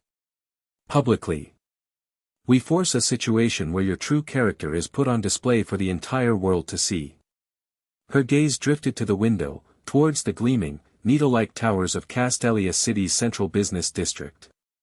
"And I know just the stage." The plan was audacious, bordering on insane. They sent an anonymous, encrypted message to one person, Alder. It contained a time, a place, and a challenge. "Central Plaza, Castelia City, high noon tomorrow." Ash would be there. He would not run. He would not fight. He would wait. The next day, The air in Castelia City was thick with a palpable tension. The news of Ash's potential sighting had leaked, or, more likely, been leaked by Alder to force the League's hand. The central plaza, a wide, open space surrounded by towering skyscrapers, had been cordoned off by UNOVAN League officials and police cruisers. Helicopters buzzed overhead like angry dragonflies, their cameras broadcasting the scene to a global audience. Ash stood alone in the center of the plaza. Pikachu was on his shoulder, a small bastion of defiance. He wore a simple black jacket, his hood down, his face bare for all the world to see. He wasn't hiding. He was making a stand. Cynthia was nowhere to be seen. She was his eye in the sky, hidden in a rented office on the 40th floor of a nearby skyscraper, a powerful set of binoculars and a comms link his only connection to her. "They're all here," her voice murmured in the tiny earpiece he wore. "Alder has just arrived on the north side. Iris is with him. Her Haxorus looks ready for a war. Multiple League task force units are positioned on the surrounding rooftops. They're expecting a trap." "There is no trap," Ash murmured back, his voice low. He kept his eyes fixed forward, his posture calm and steady. He could feel the fear and hostility from the cordon, a chaotic static in his aura. He centered himself, drawing on Cynthia's training, creating a small bubble of calm around himself. Alder stepped forward from the line of officials, his familiar orange cloak billowing behind him. He looked grim, the weight of his duty heavy on his shoulders. Iris, the new champion, was beside him, her expression a mixture of fierce determination and conflicted apprehension. She had looked up to Ash once. Now, she was tasked with hunting him. "Ash Ketchum," Alder's voice boomed across the plaza, amplified by speakers. "By order of the International Pokémon League, you are under arrest. Surrender peacefully. Do not make this more difficult than it needs to be." Ash didn't reply. He simply held his ground. This was part of the plan. The silence, the inaction. It was unnerving. It was building the tension. "He's stalling," Cynthia's voice said in his ear. "He doesn't want to fight you." Iris is getting impatient. "They're getting a report, wait. Ash, they've found something." As if on cue, a panicked voice crackled over the officials' radios, loud enough for Ash to hear. "Sir. We have a problem. The city's main power substation, the one under the Sky Arrow Bridge, it's showing signs of a critical overload. The energy readings are off the charts, it's going to blow." Panic rippled through the cordon. An explosion at the main substation would not only plunge Castelia City into darkness, but the resulting chain reaction could destabilize the entire bridge, a critical piece of Unova's infrastructure. "It's the Aegis," Cynthia said, her voice tight with fury. "They planted a device. They're going to destroy a piece of the city and blame your unstable aura for causing the overload. It's the PWT tragedy all over again, but this time, you're at ground zero." Alder and Iris looked horrified, caught completely off guard. Their attention was now split between the fugitive in front of them and the impending disaster across the city. This was the moment. Ash finally moved. He took a step forward, and his voice, unamplified but clear and resonant with his own focused power, cut through the rising panic. "This is their doing," he called out, his voice directed at Alder but pitched for the world to hear. "The same people who framed me for the PWT attack. They're creating a disaster to prove their point." He then looked directly at Alder, a challenge in his eyes. "You want to test my power? You want to see if I'm a danger? Then let me save this city. I will stop that overload. Let that be the trial." Alder was stunned into silence. The sheer audacity of the proposal, a fugitive offering to save the day while being held at gunpoint, was unthinkable. Iris, however, saw it as a trick. "It's a diversion. He's trying to escape," she yelled, her hand reaching for a pokeball. "Haxorus, let's end this." "No." Alder roared, putting a hand on her shoulder. He looked from the frantic reports coming in, to the determined, unwavering face of the young man in the plaza. He made a choice. "Let him try," he said, his voice low but firm. Then, louder, for all to hear, "You have 5 minutes, Ash. You and your Pokémon. Prove it." It was all Ash needed. "Thank you." He broke into a sprint, not away from the cordon, but towards it. The officers parted in confusion as he ran past them, a yellow blur on his shoulder. He was heading for the Sky Arrow Bridge. The substation is in a maintenance tunnel at the base of the bridge's Castelia side pillar, Cynthia's voice guided him. The entrance is a reinforced steel door. You'll need to get through it fast.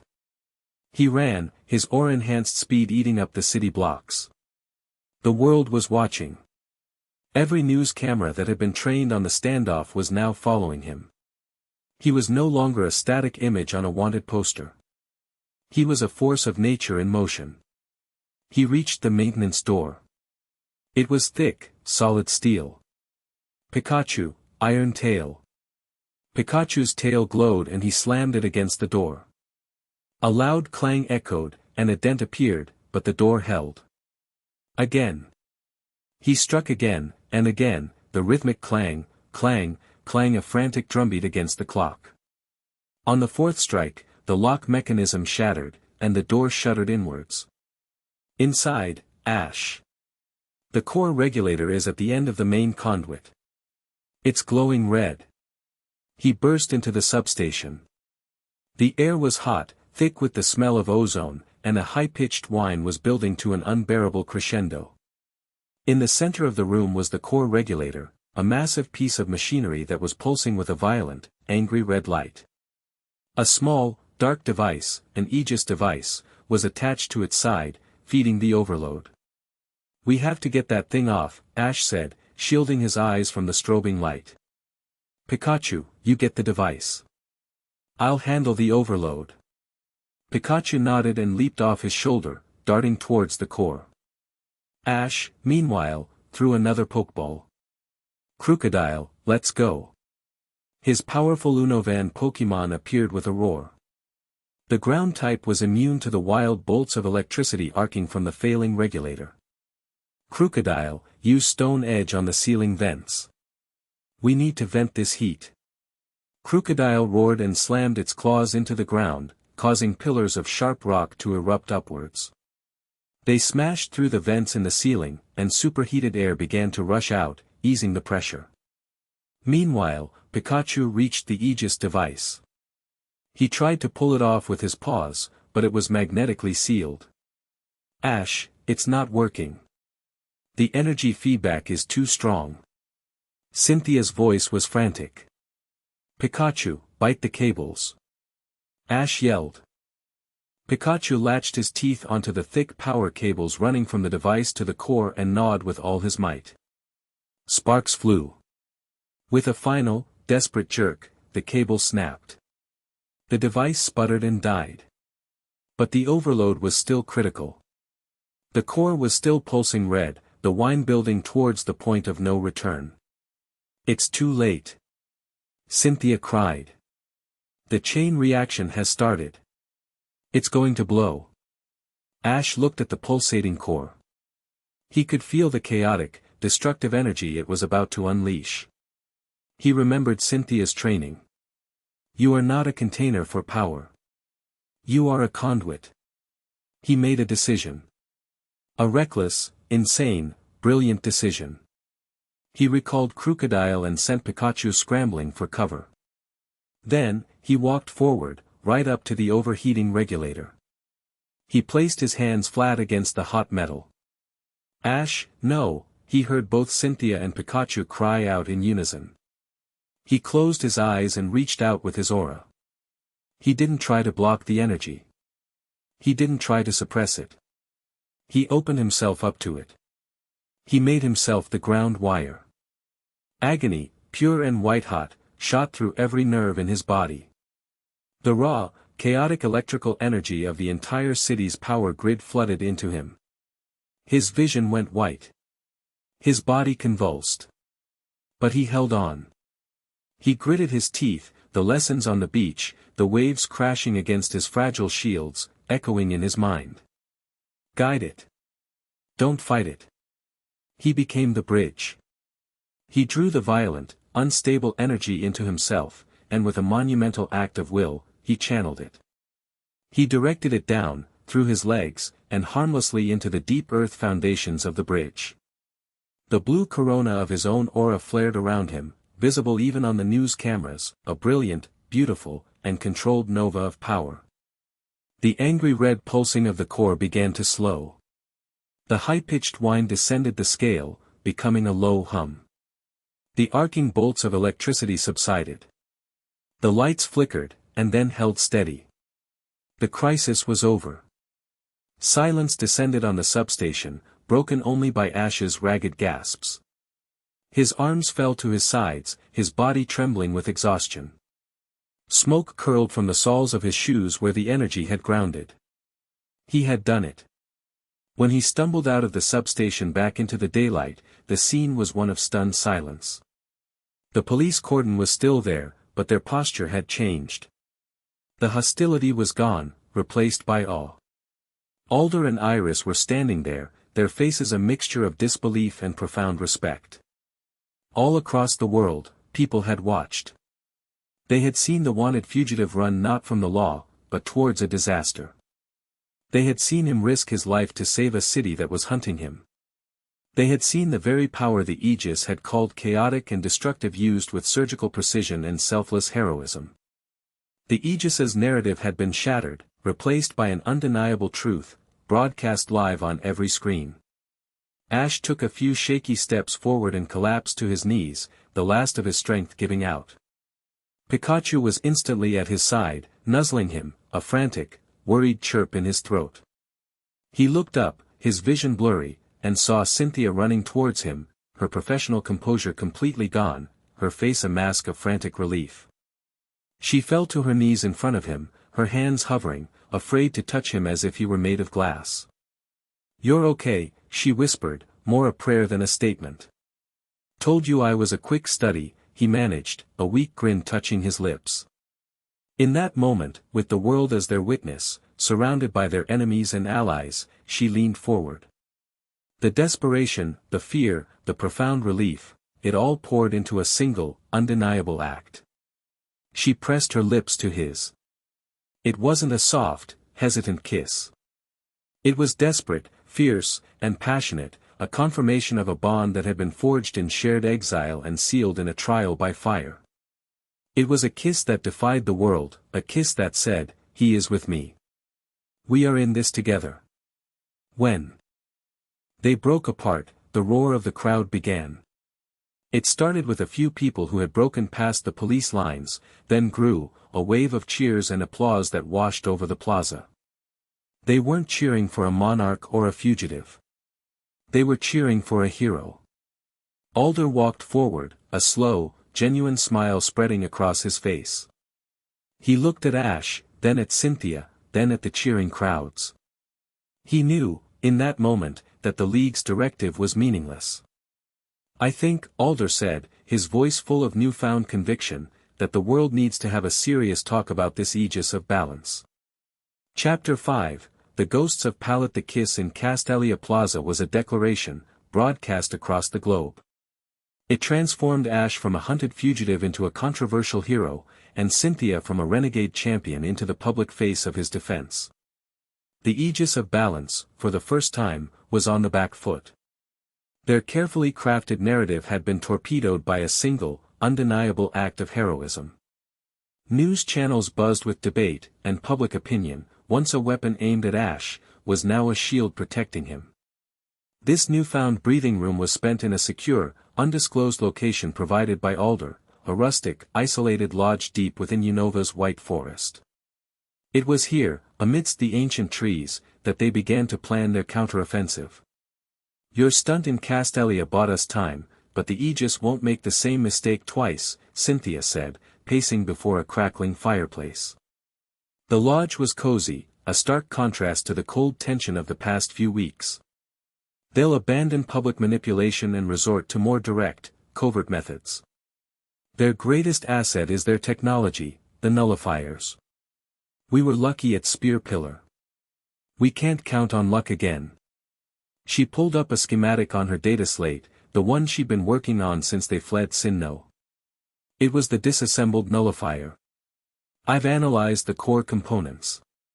The energy frequency it generates is unique, but the base principles of the hardware, they feel familiar. She zoomed in on a power converter module. This design philosophy, the emphasis on fail-safes and layered energy shielding, it's brilliant, but it's also distinctive. It's the signature of a master engineer. Ash leaned in, studying the complex diagram. He wasn't an engineer, but he'd spent a lifetime around them. It looks, kind of like something Clement would build. Cynthia's eyes lit up. Exactly. But it's more refined, more foundational. This isn't a copy of a modern design. This is the source code. The original blueprint. She cross-referenced the module with a historical database of renowned scientific achievements. A single, black-and-white photo appeared on the screen, old and grainy. It was a picture of a much younger Professor Oak, standing proudly next to a complex piece of machinery. Professor Oak, she breathed, the realization dawning. His early research, before he became a Pokemon professor, was in bioenergetics and Pokemon-human technological interfaces. The Aegis didn't invent this technology. They stole it. They took Oak's foundational research and twisted it into a weapon. A cold dread settled over Ash. The ultimate tool of his betrayal had been born from the work of his first mentor. So, to find a countermeasure, a way to block the nullifiers, we need the original, uncorrupted data, Cynthia finished, her expression grim. We need to know what he was originally trying to build, so we can understand how the Aegis perverted it. And that data exists in only one place on Earth. The name of the place was a stone in Ash's stomach. Professor Oak's laboratory, he said, his voice flat. Pallet Town. The thought of returning was nauseating. It wasn't just a location, it was the scene of the crime, the epicenter of his shattered world. It was the home he could never go back to, the place where his mother lived, where his Pokemon, his family, were being kept. The memories were not ghosts, they were open, festering wounds. There's no other way, he asked, his voice pleading. Cynthia's gaze was soft, but firm. None that I can find. The Aegis is hunting us, Ash. They know we survived Unova. They will be watching every champion, every gym, every known associate. They will expect us to seek powerful allies or hide in a remote region. She placed a hand on his arm, her touch a grounding force. The one place they will never expect you to go is back to the source of your pain. It's the most dangerous move we can make. And that's why it's our best one. He knew she was right. The strategic brilliance was undeniable. Go where the enemy thinks you are weakest. But the thought of seeing those familiar green hills, the white fence of the lab, his own front door, it made him feel sick. Okay, he said, the word tasting like ash in his mouth. Okay. We go back. The journey to Kanto was a descent into shadow. They traveled by cargo ship, hidden in a container filled with machine parts bound for Saffron City. The darkness and the constant rocking of the sea were a fitting atmosphere for Ash's mood. He spent most of the journey in silence, the vibrant, energetic young man from Castelia replaced by a tense, withdrawn figure staring into the darkness. Cynthia gave him his space, but she watched him, her concern a palpable presence. One night, as the ship creaked and groaned through a storm, she found him sitting with Pikachu by the container's narrow ventilation slit, watching the rain-swept ocean. We don't have to do this, she said quietly, sitting beside him. If it's too much, no, he interrupted, his voice rough. It has to be done. It's just. I keep imagining walking up to my front door. And my mom, she was there that day. She saw it. Did they lie to her, too? Does my own mother think I'm a monster?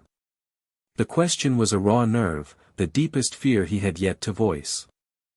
Cynthia was silent for a long moment. "I don't know, Ash," she finally admitted, her honesty a small, painful comfort.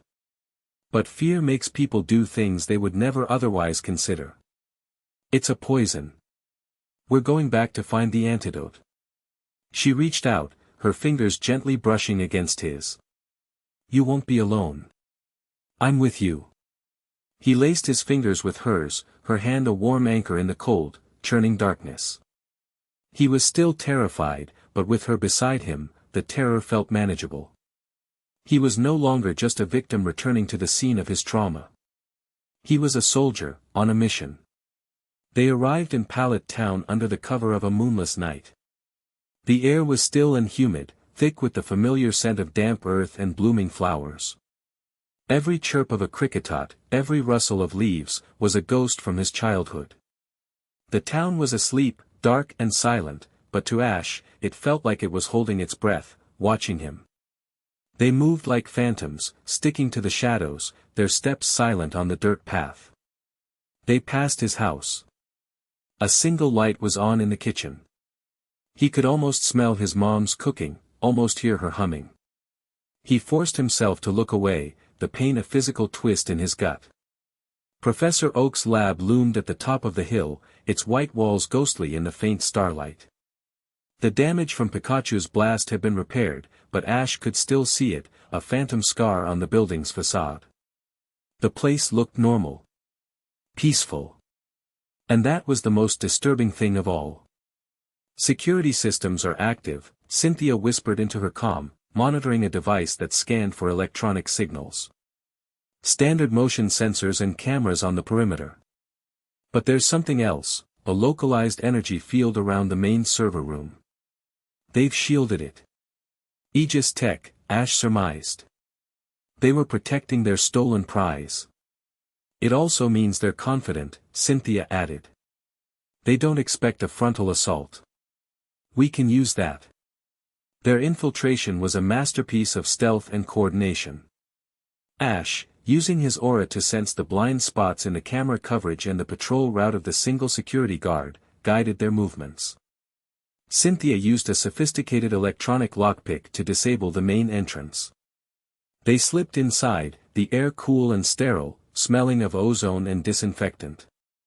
The main lab area, the site of the betrayal, was pristine.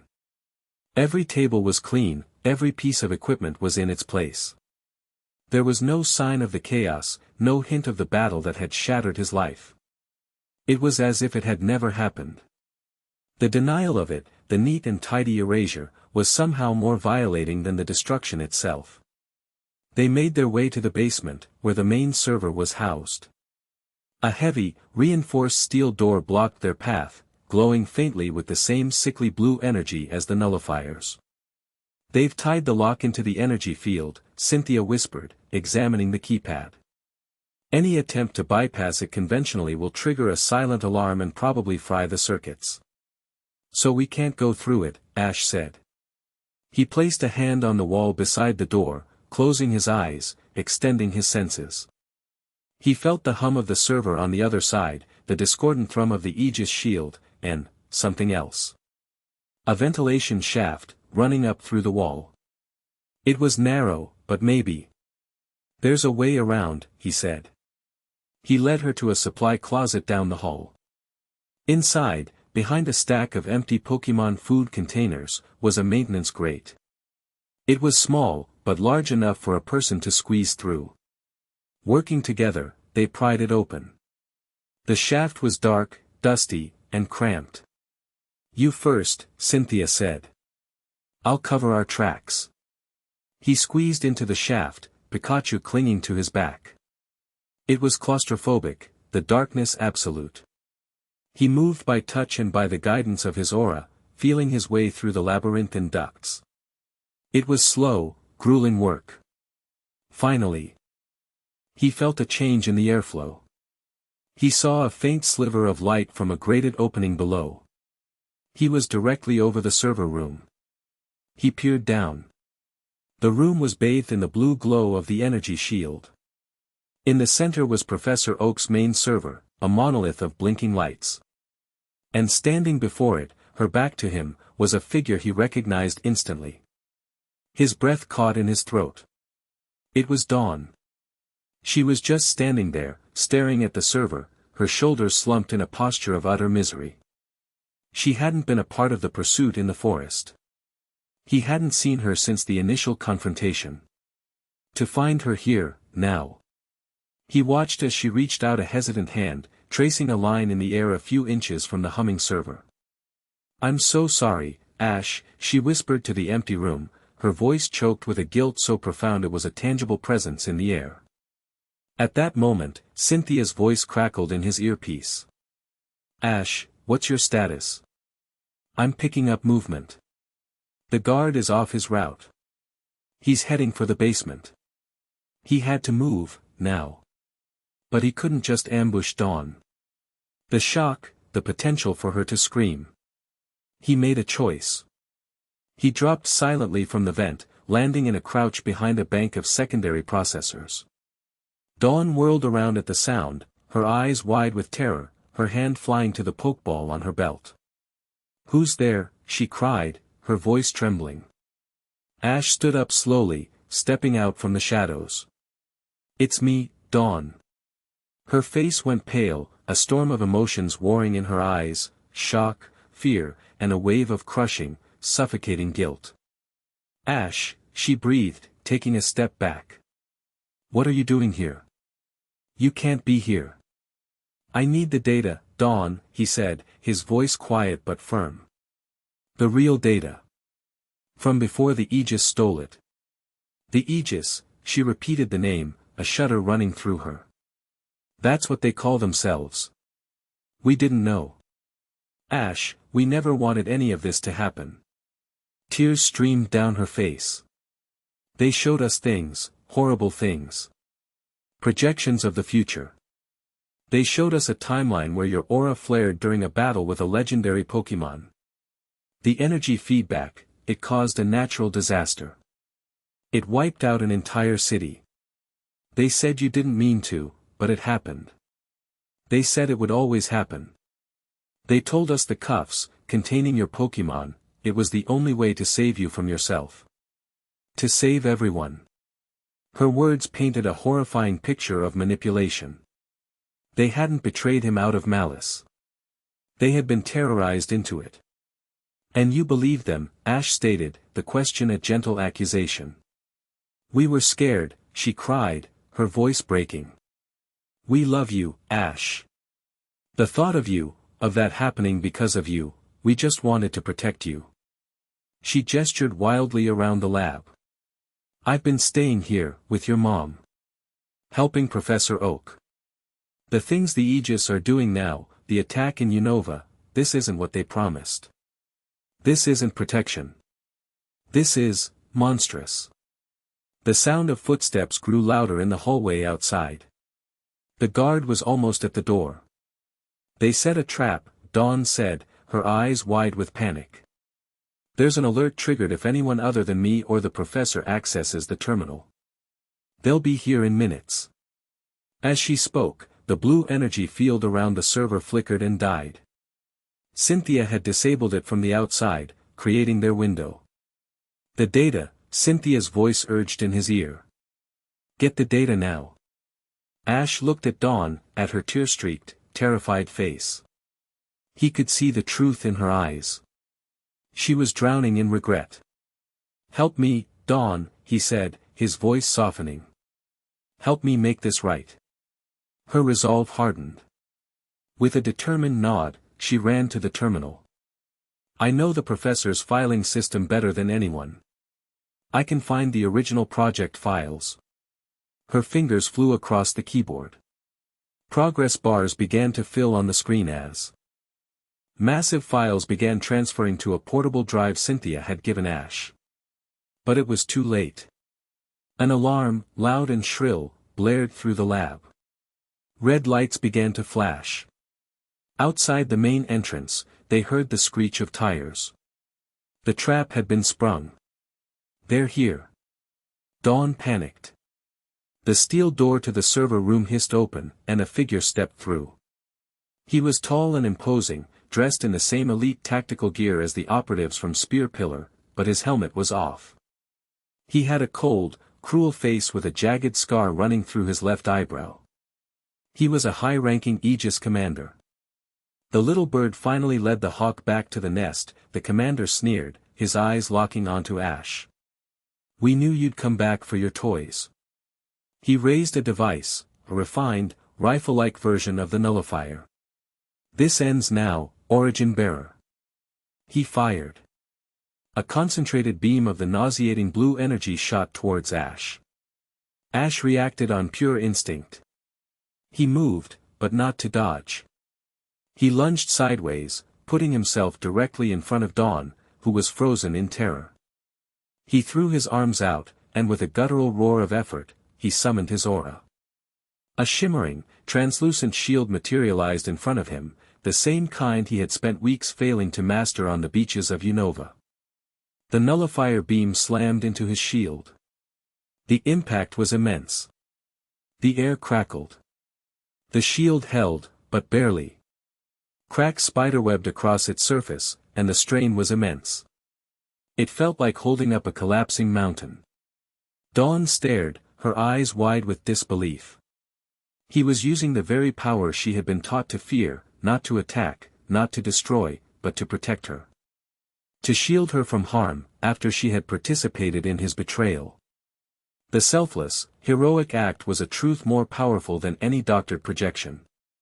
The commander snarled in frustration and adjusted the power on his weapon. The beam intensified. Ash's shield began to buckle. "Piplup, bubble beam." Dawn screamed, finally snapping out of her shock. Her faithful Piplup popped out of its pokeball and unleashed a torrent of bubbles, not at the commander, but at the light fixtures on the ceiling.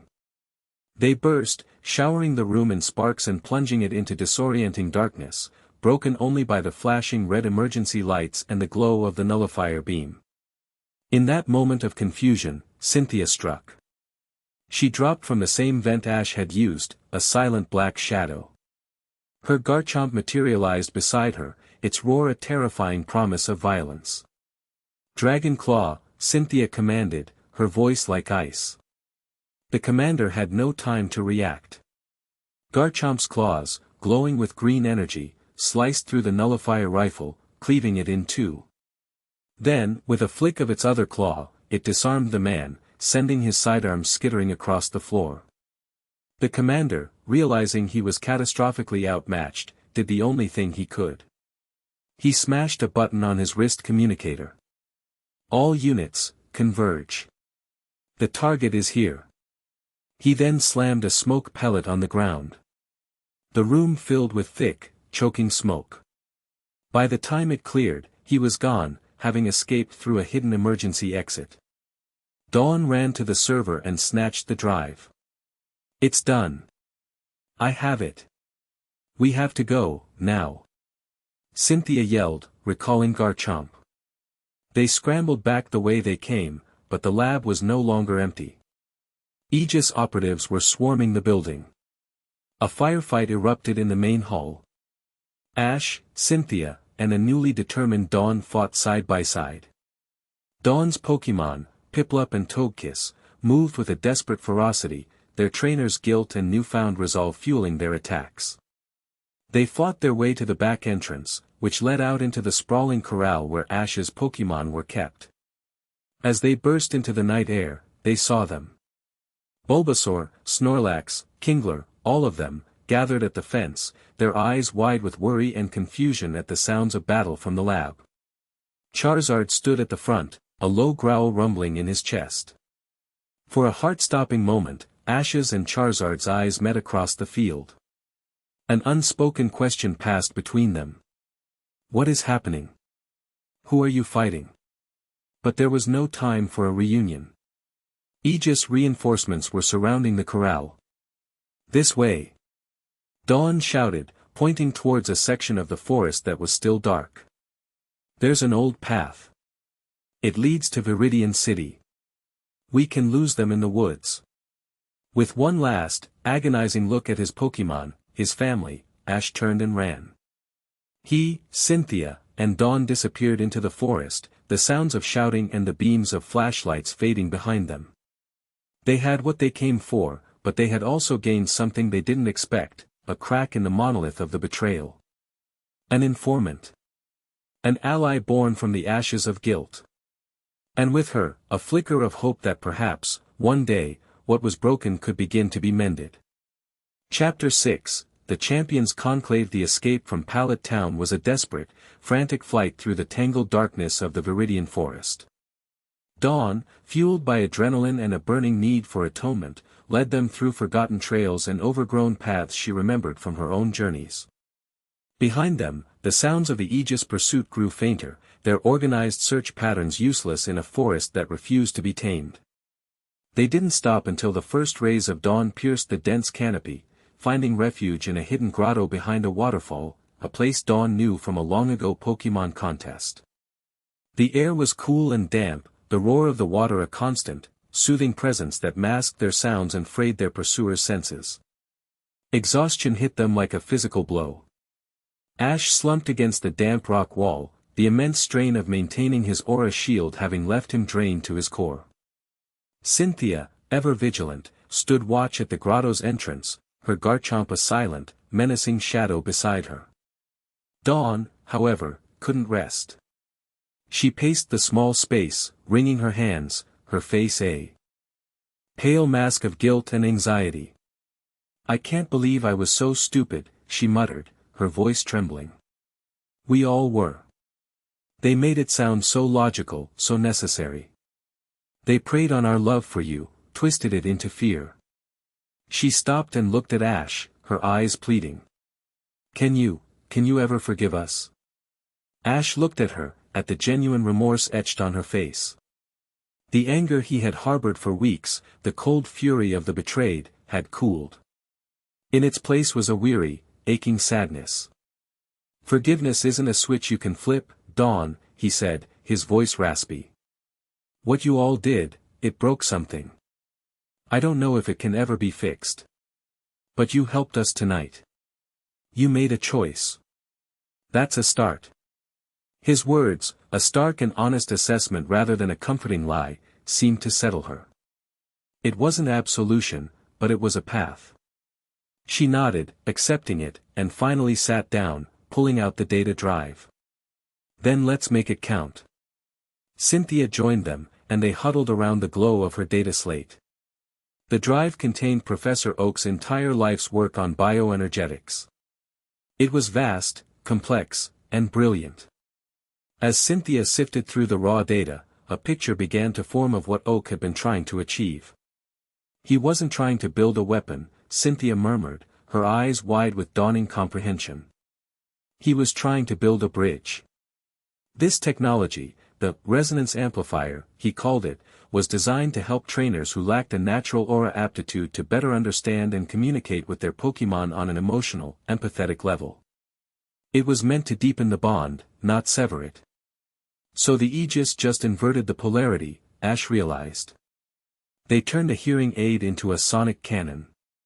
Worse, Cynthia said, her finger tracing a complex energy matrix. They amplified the inverted frequency 1,000-fold using the crystalline Pokémon essence as a power source. This is the key. She brought up a new screen, showing a simulation. Oak's original design included a harmonic failsafe, a specific counter frequency that could instantly neutralize the amplifier's effect in case of an overload. If we can isolate that frequency and weaponize it, we can create a device that will deactivate any nullifier in its vicinity. It was their silver bullet. The weapon that could turn the tide of the entire war. But building it would require resources and expertise far beyond their own. Stephen Stone, Ash said, the name coming to him instantly. The Devon Corporation is the most advanced tech company in the world. If anyone can build this for us, it's him. Cynthia nodded. And Lance. His influence in the Pokémon G-Men gives him access to intelligence networks the League can't touch. And Diantha, her voice carries immense cultural weight in Kalos and beyond. She looked at them, her expression resolute. The Aegis has declared war on the very principle of the bond between trainers and Pokémon. This is no longer just about you, Ash. This is a battle for the soul of our world. It's time we brought in the other champions. Getting a message to the three most powerful and public figures in the world without the Aegis intercepting it was a monumental task. They couldn't use public channels. But Dawn, in her time at the lab, had become familiar with Professor Oak's old-school methods. He maintained a private, analog radio network, a relic of a bygone era, for communicating with other old guard professors, Elm, Birch, and Rowan. It was untraceable by modern electronic surveillance. From a dusty radio shack in Viridian City, they sent out a single, coded message, bounced through 3 different regions before reaching its intended recipients. It contained a set of coordinates, a date, and a 3-word authentication phrase only a champion would recognize: Challenge of Sovereigns. It was a summons to a conclave, an ancient, unspoken tradition for a crisis that threatened the balance of the world. The meeting place was Stephen Stone's private villa, a breathtaking architectural marvel carved into the cliffs of a remote, uncharted island off the coast of Hoenn. It was accessible only by his personal aircraft, making it one of the most secure locations on the planet. Ash, Cynthia, and Dawn arrived to find the other champions already waiting. They stood in the villa's vast, open-air atrium, which overlooked the tumultuous sea. The atmosphere was thick with tension. Lance, the Dragon Master of Kanto and Johto, stood with his arms crossed, his cape a slash of crimson against the villa's stark white walls. His expression was stern, his eyes filled with a deep-seated skepticism. He was a man of order and law, and Ash was, by the League's decree, an outlaw. Diantha, the champion of Kalos, looked on with a troubled, analytical gaze. Her inherent grace was offset by the deep concern etched on her face. As a guardian of a region defined by beauty and bonds, the Aegis's philosophy was anathema to her, but she was also a public figure who understood the power of perception. Stephen Stone, their host, stood slightly apart, his silver hair glinting in the sea spray. He examined a small, geode-like rock in his hand, but his attention was fully on the newcomers. His face was an unreadable mask of polite neutrality, but his eyes, sharp and intelligent, missed nothing. Cynthia, Lance began, his voice a low baritone that commanded attention. You have invoked the conclave. A tradition not used in over a century. You bring with you a wanted fugitive and his accomplice. This requires a significant explanation. The explanation is simple, Lance, Cynthia replied, her voice ringing with authority as she stepped forward. The International Pokémon League has been compromised. An organization calling itself the Aegis of Balance has manipulated the League into declaring war on one of our own, based on lies and fabricated evidence. She laid it all out. The betrayal at Pallet, the nullifier technology, the ambush at Spear Pillar, the frame-up at the PWT, and the truth behind the crisis in Castelia. She presented the data from Oak's lab, showing the perversion of his research. Dawn gave a quiet, tearful, but firm testimony of the Aegis's manipulation, her presence as a corroborating witness lending weight to their claims. Diantha looked horrified. To weaponize a trainer's love for their Pokémon, it's monstrous. Lance, however, remained unmoved. A compelling story. But it is just that, a story. You have evidence of a conspiracy, yes. But you have no definitive proof that Ash Ketchum is not the danger they claim he is. His history is a litany of encounters with legendary Pokémon, each one bringing the world to the brink of chaos. Is it so unreasonable to believe that where there is smoke, there is fire? The fire is his strength, a strength he uses to protect others. Cynthia countered, her voice rising with passion. Or it is an uncontrolled inferno that we have been lucky has not yet burned out of control, Lance retorted. The Aegis's methods may be extreme, but is their fundamental premise wrong? Is it not a champion's duty to consider sacrificing one for the good of the many? The debate was at a stalemate. Diantha was sympathetic, Stephen was intrigued by the historical and technological evidence, but Lance's rigid adherence to order and his deep-seated fear of unchecked power made him an immovable object. Just as the argument reached its peak, the lights in the villa flickered and died. A single, high-fidelity hologram materialized in the center of the atrium, so clear and stable it looked like a solid person. It was a man Ash had never seen before.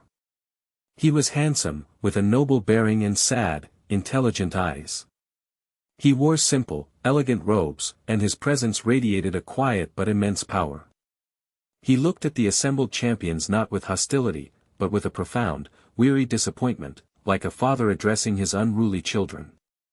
"So this is what has become of the champions of the modern era," the man said, his voice calm and melodic, yet carrying an echo of ancient sorrow. "Squabbling in secret while the world teeters on the brink. Who are you?" Lance demanded, instinctively reaching for a pokeball. "My name is Magnus," the man replied. "And I am the guiding hand of the Aegis of Balance." He had hacked the most secure private network in the world and projected himself into their sanctum. It was a staggering display of technological and strategic dominance. "I am not your enemy," Magnus continued, his gaze sweeping over them before finally settling on Ash. "I am the world's physician, attempting to treat a disease you refuse to acknowledge. You speak of the bond between human and Pokemon as a sacred thing. And in its purest form, it is. But when a mortal soul, a fragile, emotional, unpredictable thing, forms a bond with the fundamental forces of creation, with time, space, life, death, it is no longer a bond. It is a catalyst for annihilation." His expression clouded with a deep, personal pain. "I know this not from theory, but from experience. I too was once a champion, in an era you have long forgotten. My partner, my dearest friend, she was like you, Ash. An origin bearer. She could speak to the hearts of legends. We thought her power was a gift. A miracle." His voice broke, the sorrow in him so profound it was a physical presence in the room. "Then came the day of the storm. A rival nation attacked our city. In her grief and rage at the destruction, she called upon a legend to defend our home. But she couldn't control the power. Her emotions, her pure, righteous anger, overwhelmed her. The power she unleashed, it didn't just stop the invaders. It unmade everything." He closed his eyes, as if seeing it again. "Our city, our home, our friends, all of it, wiped from the face of the planet in a flash of divine, uncontrollable light. I was the only survivor, shielded by my own Pokemon." He opened his eyes, and they were filled with a terrible, unyielding conviction. "I held her as the light faded, and I swore an oath. Never again. Never again would the world suffer for the sin of our hubris. That is the purpose of the Aegis. Not to conquer. Not to rule. But to prevent that tragedy from ever repeating. We are not monsters, champions. We are guardians, doing the terrible, necessary work that you are too sentimental to attempt." His speech was devastating. It was not the ranting of a lunatic, but the tragic, compelling logic of a man broken by unspeakable loss. It resonated with Lance's own fears, validating his stance. Lance looked at Ash, his eyes now filled not with skepticism, but with a sad certainty. He's right. The risk is too great. The conclave was fractured. The champions were about to descend into civil war. Ash, who had been silent throughout Magnus' speech, finally stepped forward. He had listened to the story, felt the man's pain through his aura, and understood it. But he did not accept it. "Your story is a sad one," Ash said, his voice clear and steady, drawing the attention of everyone in the room. "But your conclusion is wrong. You think power is the problem. But the problem isn't the power. It's how you choose to use it. You chose to build a cage. I choose to build a bridge." He then turned to face Lance directly.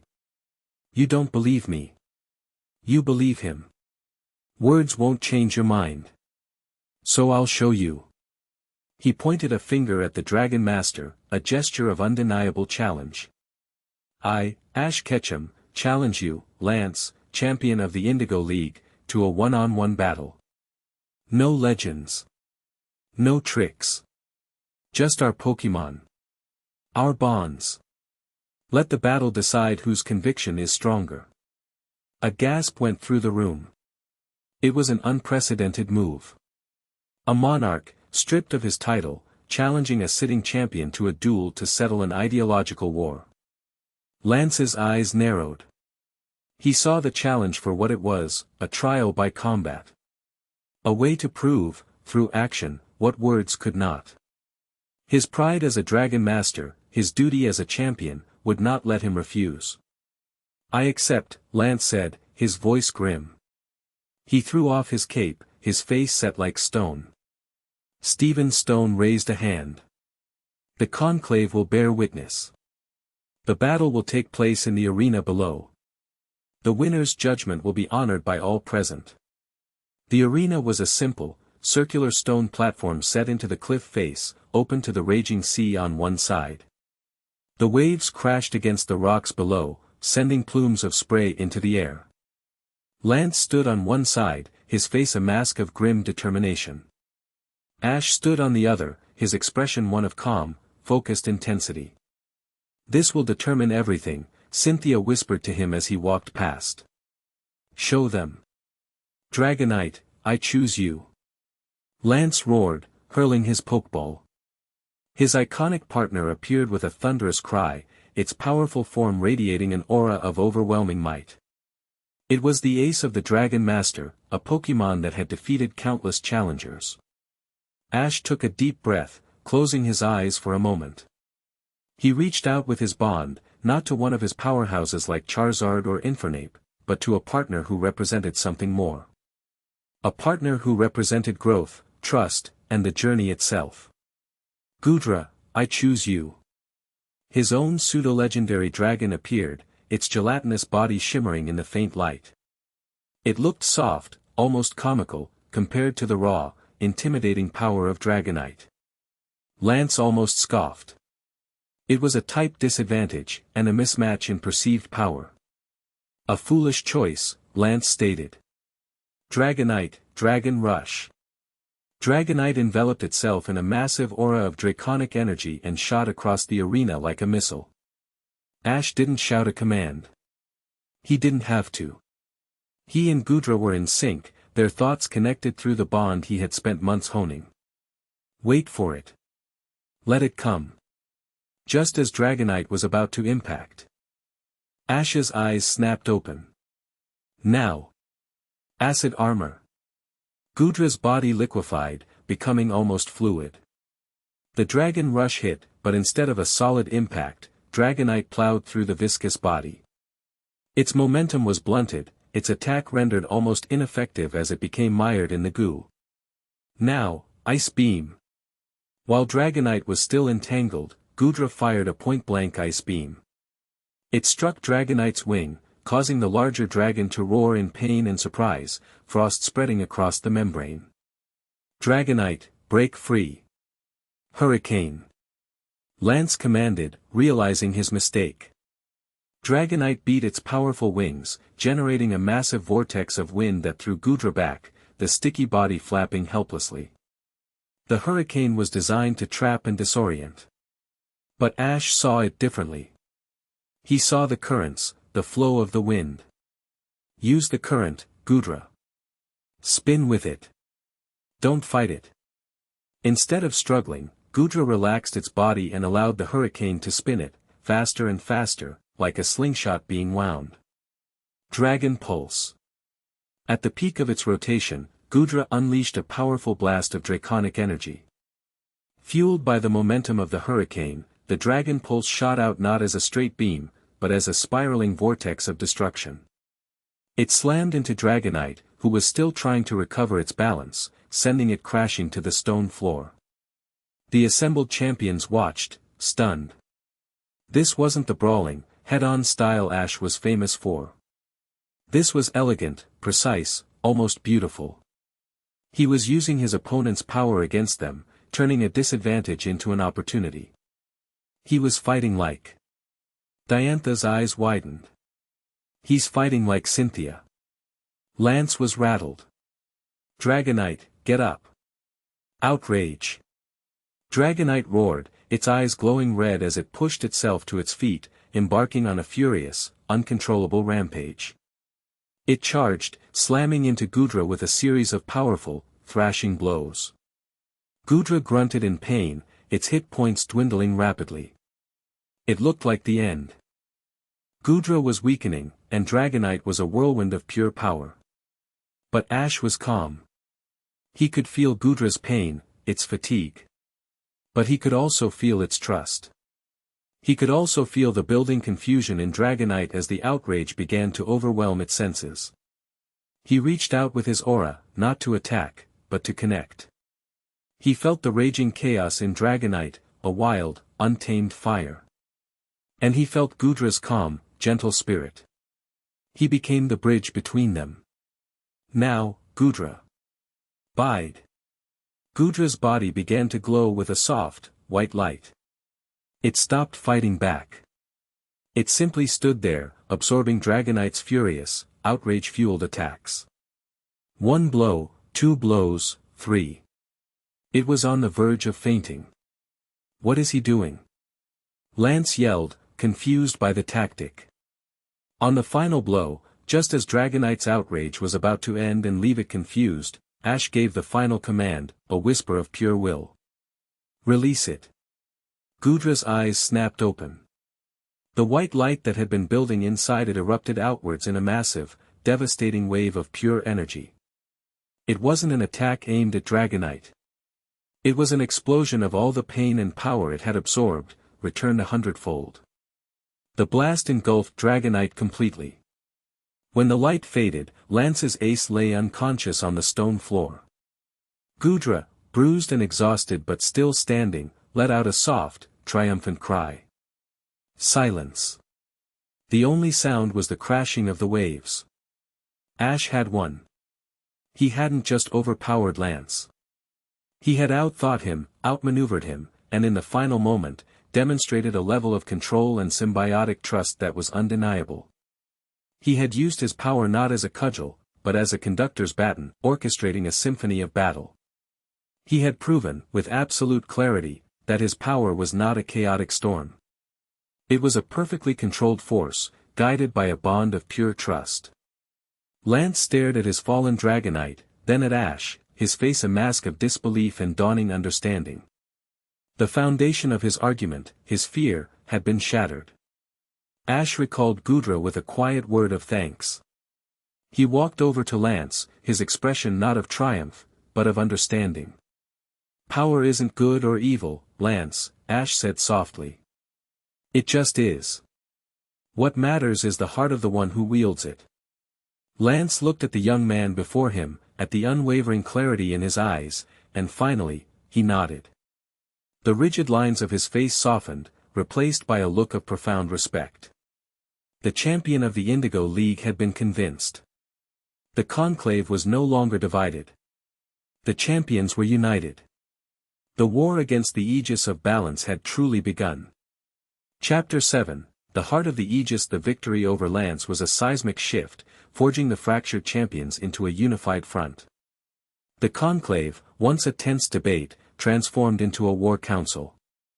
Stephen Stone, his neutral stance replaced by a cool, decisive anger, immediately dedicated the full R&D might of the Devon Corporation to constructing the counternullifier device, codenamed Project Chimera. Diantha used her vast network of contacts in the media and arts to subtly shift public discourse, planting seeds of doubt about the Aegis's benevolence. Lance, his conviction now absolute, activated long-dormant cells within the Pokemon G-Men, turning the Aegis's own weapon of institutional infiltration against them. Their war room was the villa's atrium, the holographic projector that had once shown Magnus' tragic face now displaying tactical maps and streams of encrypted data. The key to their entire operation lay with Dawn. As their secret informant, she was their only window into the enemy's movements. She had returned to Kanto, feigning continued ignorance and playing the part of a guilt-ridden, compliant girl, a role that chafed at her soul but was vital to their success. Days later, her message came. It was short, frantic, and terrifying. They know, her voice, distorted by encryption, crackled through the speakers. They found a flaw in the lab's security logs. They know. I copied the data. They're moving up their timetable. Magnus is initiating the final severance. The location, it's the heart of their operations, a fortress built inside a temporal rift. Mount Coronet. It has to be Mount Coronet. The name landed like a stone in the room. A temporal rift, Stephen mused, his fingers flying across a holographic geological map of Sinnoh. The legends always spoke of areas on the mountain where time and space are unstable, especially near the spear pillar. An echo of Dialga and Pakia's creation.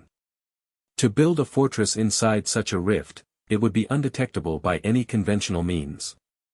A perfect hiding place. And the perfect power source, Cynthia added, her face grim. If their fortress is anchored to a rift in spacetime, they can draw upon the ambient energies of the creation trio. Dialga, Palkia, and even Giratina from the distortion world. That's the power they need for a final severance. The objective was clear and absolute. They had to assault an invisible fortress, hidden within a fold of reality, to stop a weapon powered by the very gods of their universe. There was no time for a protracted campaign. This had to be a single, decisive strike. A decapitation. The plan they formulated was swift, brutal, and relied on every champion's unique strengths. The assault began under the cloak of a raging blizzard that engulfed the upper peaks of Mount Coronet, a natural cover for their approach. Lance, astride his Dragonite, led the vanguard. Behind him flew a squadron of the G-Men's finest, an elite aerial unit on their own Dragonites and Salamances, their forms barely visible against the swirling snow. They were the hammer, tasked with creating the opening. All units, this is Dragon Master, Lance's voice, calm and commanding, crackled over the comms.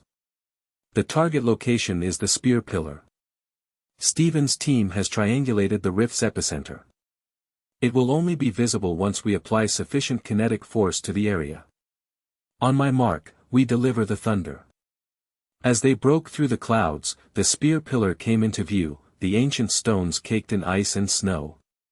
The air crackled with a strange, dissonant energy that made their Pokémon uneasy. Mark! Lance roared. On cue, the squadron of dragons unleashed their fury. A coordinated barrage of hyper beams, dragon pulses, and flamethrowers converged on a single point in the air just above the central dais. The raw power, a dozen synchronized hyper-powered attacks, slammed into the seemingly empty space. For a moment, nothing happened. Then, reality fractured. The air itself seemed to shatter like glass. A shimmering, hexagonal pattern of sickly blue light appeared, wavering, before a visible crack appeared in the fabric of space. It widened, revealing not the other side of the mountain, but a glimpse of something else, a cold, metallic structure bathed in an unnatural, sterile light. The rift is open. Lance bellowed. All units, full assault. Breach their defenses. The aerial squadron dove towards the opening, but the Aegis was ready. The fortress, now partially visible, bristled with energy cannons. Gleaming silver interceptor drones, shaped like predatory insects, swarmed out of the rift, meeting the G-Men in a chaotic mid-air dogfight. Beams of anti-aura energy crisscrossed the sky, and explosions rocked the mountaintop. Lance and his Dragonite plunged into the heart of the battle, a crimson comet of fury, clearing a path. While the aerial battle raged, the second phase of the assault began. On the ground, Stephen Stone led an armored convoy of Devoncorp vehicles that had scaled the mountain. Beside him rode a hand-picked team of Hoenn's most powerful ace trainers. Their fortress is anchored to the physical stone of the mountain, Stephen analyzed, his eyes fixed on the shimmering rift. The cannons are drawing power directly from conduits embedded in the rock. We cut the power, we neuter their outer defenses. Metagross, let's go. His signature. Pseudo-legendary Pokémon emerged, its metallic body gleaming. Alongside it, his team's Pokémon, a Gardevoir, an Aggron, a Flygon, took their positions. They were the Scalpel, tasked with surgically disabling the fortress's foundation. They charged forward, a ground-based tide of steel and psychic power, engaging Aegis operatives who rappelled down from the rift's edge, their own powerful, tactically chosen Pokémon ready for a fight. While the hammer and the scalpel were engaged, the tip of the spear prepared to strike. Hidden in a snow-swept ravine a short distance away, Ash and Cynthia stood ready. This was their mission. Lance and Steven were creating the diversion, drawing the full attention of the Aegis's military might. It was up to Ash and Cynthia to infiltrate the fortress and get to the heart of the weapon, Magnus. Ash wore dark, insulated gear, but he felt a fire in his veins. He was no longer the frightened boy from Pallet Town. He was a warrior, a leader, a partner. He looked at Cynthia, her face set with determination, her long blonde hair tied back, her black coat whipping in the fierce wind. They didn't need to speak. Their auras were in sync, a shared current of resolve. Pikachu was on his shoulder, his cheeks sparking with contained energy. On Ash's belt were the Pokeballs of Infernape, Sceptile, and Gudra, his fastest, his sharpest, and his most resilient partners. Cynthia had her Garchomp and her Lucario, a team built for overwhelming power and precise strikes. The main battle has drawn their attention, Cynthia said, her voice steady against the wind. The energy readings from the rift are fluctuating. The structural integrity is unstable. That's our entry point. She pointed not at the main, shimmering crack in reality, but at a smaller, flickering distortion near the base of a pillar. It was a maintenance conduit, a back door. They ran, moving with a speed that defied the treacherous, icy terrain. The sounds of battle were a symphony of destruction behind them as they slipped through the distortion. The transition was sickening. For a moment, Ash felt a profound sense of vertigo, as if his body were being turned inside out. Then, his feet hit solid ground. They were inside. The fortress was a sterile, utilitarian nightmare of gray metal and cold, blue light. The air was unnaturally still and smelled of ozone. Corridors stretched out like the arteries of some metallic beast. There were no decorations, no personal touches, only the cold logic of a military installation. They moved quickly and silently down the corridors, guided by Ash's aura, which acted as a flawless motion sensor. He could feel the life force of the guards, their patrol patterns, their moments of distraction as they monitored the raging battle outside. Two ahead, he'd whisper, and they would duck into an alcove as a pair of Aegis soldiers marched past. Clear to the left. Their progress was a silent, deadly ballet. Twice, they were nearly discovered. The first time, a security camera swiveled towards them. Before it could focus, Cynthia's Lucario, moving with blinding speed, fired a small, perfectly aimed aura sphere that disabled the camera's lens without a sound. The second time, they rounded a corner and came face to face with a lone guard. Before the man could even register surprise, Ash was on him. He didn't strike him. He used a technique Cynthia had taught him, a gentle but firm application of aura to a pressure point at the base of the neck. The guard's eyes rolled back and he slumped to the floor, unconscious but unharmed. As they moved deeper into the fortress, they began to see the true nature of the Aegis's work. They passed laboratories with massive containment tubes, holding comatose Pokémon, not common ones, but rare, powerful species like Volcarona, Hydreigon, and even a slumbering Genesect. They're not just neutralizing origin bearers, Ash said, his voice filled with a cold fury. They're collecting any Pokémon they deem too powerful, too unstable. It's a purge, Cynthia whispered, her face pale. A global culling of anything that doesn't fit their definition of balance. They reached the core of the fortress. It was a vast, cylindrical chamber that plunged down into darkness and rose up into a ceiling that swirled with the raw, chaotic energies of the rift itself. In the center of the chamber, suspended by massive energy conduits, was a horrifying machine. It was a colossal sphere of black, reflective metal, with 3 massive crystalline lenses aimed at its core. Each lens pulsed with a familiar, terrifying energy. One pulsed with the diamond blue light of Dialga.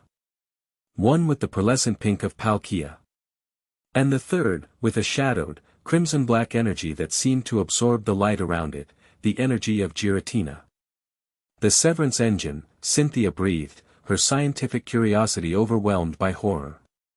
They're not just drawing ambient energy from the rift. They've captured it.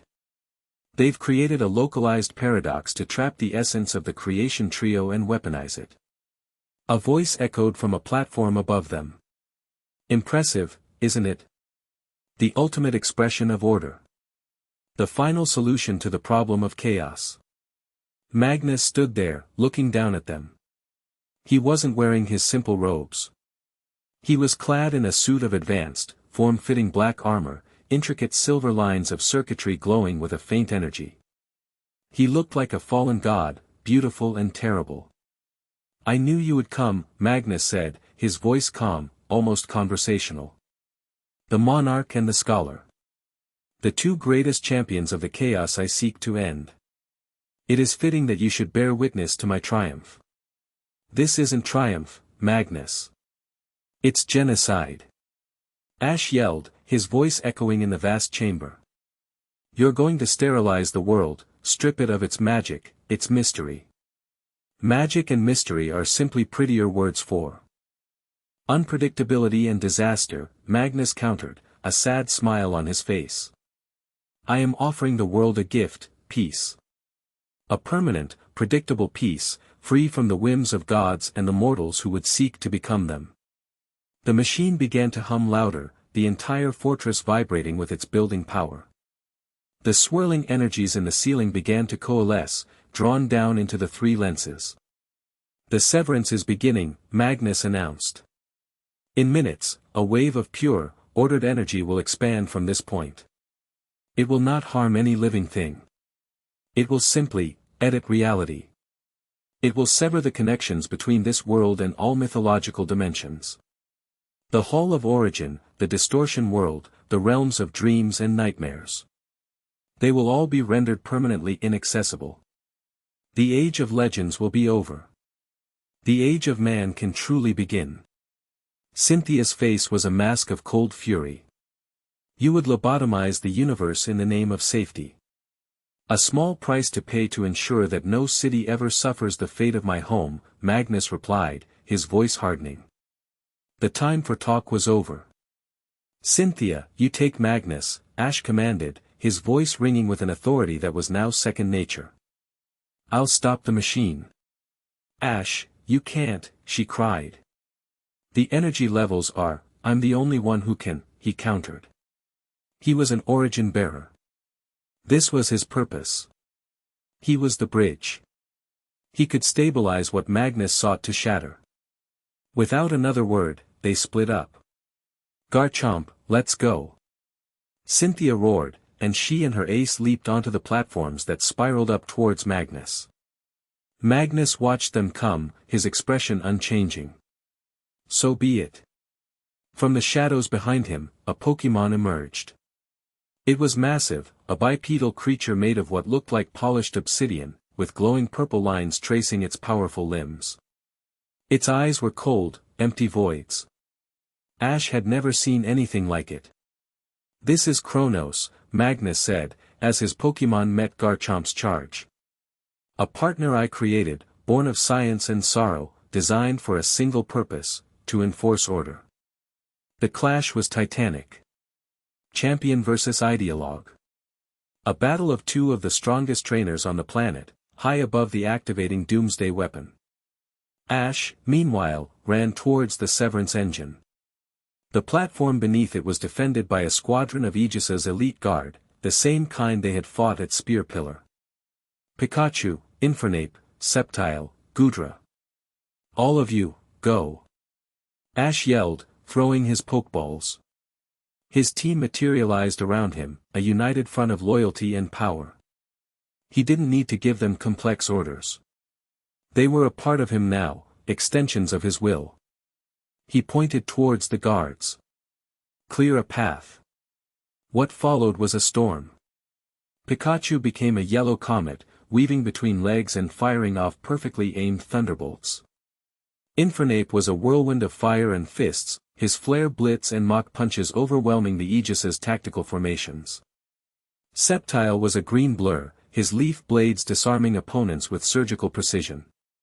Gudra used its body to absorb incoming attacks, protecting the others, before retaliating with powerful dragon pulses. Ash fought alongside them. He moved with a speed and grace that was no longer purely human, his aura flaring as he disarmed guards, his hands striking nerve clusters to neutralize them without causing lasting harm. He was a dervish of controlled, non-lethal force. He broke through the final line of defense and leaped onto the platform directly beneath the humming, vibrating sphere of the Severance engine. The raw power washing over him was immense, a physical force that threatened to tear him apart. The three lenses were beginning to glow with a blinding intensity as they focused the power of the creation trio into a single point. He looked up at the battle above. Cynthia and Garchomp were locked in a desperate struggle with Magnus and his creation. Magnus was a phenomenal battler, his style cold, precise, and brutally efficient. Kronos was a monster, its attacks phasing in and out of reality, making it almost impossible to land a clean hit. Cynthia was being pushed back. He had to end this. Now. He took a deep breath, planted his feet, and looked up at the focal point of the machine, where the three beams of divine energy were about to converge. He knew what he had to do. He couldn't destroy the machine, the backlash would be catastrophic. He had to do what he did in Castelia, but on a scale 1,000,000 times greater. He had to become the conduit. He reached up, not with his hands, but with his spirit. With his aura. He poured his own life force, his will, his very essence into the heart of the machine. I am the bridge, he thought, the words a silent mantra. I will not let you sever it. I will hold it together. He didn't try to stop the flow of power. He embraced it. The diamond blue of time, the pearlescent pink of space, the shadowed crimson of the world between. The power of the gods of Sinnoh flooded into him. The pain was absolute. It was beyond anything he had ever imagined. He felt his consciousness being shredded, his body dissolving into pure energy. The universe screamed in his mind. He saw the birth of stars, the death of galaxies, the beginning and end of time itself. But amidst the storm, he held on to a single point of light. A memory. Cynthia's face, her eyes filled with pride after their battle on the beach. Her hand in his on the freighter to Sinnoh. Her desperate, passionate kiss in the middle of Castelia Plaza. Her love was his anchor in a sea of cosmic chaos. He roared, a sound that was not entirely human, a cry of defiance against the dying of the light. And he pushed. He didn't push back against the energy. He poured his own will, his own hope, his own unwavering belief in the bond between worlds, into the maelstrom. He stabilized it. The machine, instead of firing its severance wave, began to resonate with his aura. The violent, chaotic hum smoothed into a pure, harmonic tone. The light from the lenses softened, their destructive potential neutralized, channeled, and calmed by the mortal who had dared to stand between them. The swirling chaos in the ceiling of the chamber calmed, the rift stabilizing. High above, the battle stopped. Magnus stared down, his cold composure finally shattering into utter disbelief. His life's work, his perfect weapon of order, had been pacified. Not by force, but by an act of will. By an act of connection. Impossible, Magnus whispered. Ash had not destroyed his weapon. He had healed it. He had taken the raging, weaponized power of gods and soothed it with the strength of his own human heart. It was a refutation of Magnus' entire philosophy, a living, breathing demonstration that he was fundamentally wrong. Ash collapsed to the platform, his body smoking, his consciousness flickering. The divine energy receded, leaving him drained but whole. Magnus stared, his face a ruin of broken ideology. He looked at his ultimate weapon, now humming a song of peace. He looked at the boy who had done the impossible. He looked at the path of destruction his own certainty had carved. And for the first time in a century, he doubted. The fortress around them began to groan, the stabilizing influence of the engine now gone. The temporal rift, no longer anchored by the machine's power, began to collapse. The rift is collapsing.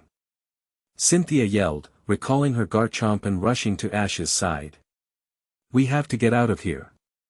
She scooped his limp body into her arms. The elite guards were in disarray. The path to the exit was clear. But as she ran, she looked back. Magnus was not moving. He stood on his platform, amidst the ruins of his dream, looking down at his hands as if seeing them for the first time. His Pokémon, Chronos, flickered and dissolved into motes of light, its purpose now gone. He was choosing to go down with his ship, a captain accepting the consequences of his flawed crusade. Chapter 8, The Origin's Choice. The fortress died around them. The cold, sterile corridors buckled and tore, revealing not metal and wires, but glimpses of pure, chaotic non-existence as the temporal rift shredded itself apart. The air, once still and silent, was a cacophony of shrieking metal and the gut-wrenching sound of reality coming undone. Cynthia ran, her champion's strength the only thing keeping her upright as she carried Ash's dead weight. His head lolled against her shoulder, his breathing shallow, his face pale as death. But he was alive. His aura, though faint as a candle flame in a hurricane, still burned. That fragile spark was her only guide through the collapsing labyrinth. She burst out of the main rift entrance back onto the spear pillar just as Lance's Dragonite incinerated the last of the Aegis interceptor drones. The sky, once a chaotic dogfight, was clear save for the swirling blizzard. Steven's ground team had secured the area, the last of the Aegis ground troops having surrendered or fled into the mountain. He's alive. Cynthia shouted over the wind as Steven and Lance rushed to her side. But he's weak. The energy he channeled, Steven produced a medical scanner, its light passing over Ash's body. The readings that appeared made his professional calm falter. His cellular energy levels are almost zero. It's like he ran a marathon and then got struck by lightning. He needs immediate medical attention. As they prepared to evacuate, the main rift behind them pulsed one last time.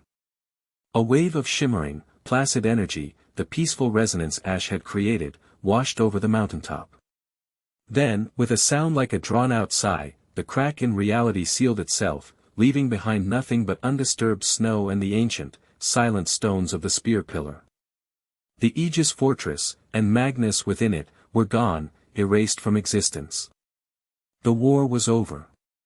The aftermath was a quiet, complex tangle of politics and personal reckonings. With the Aegis's leadership gone and their ultimate weapon destroyed, the organization collapsed like a house of cards.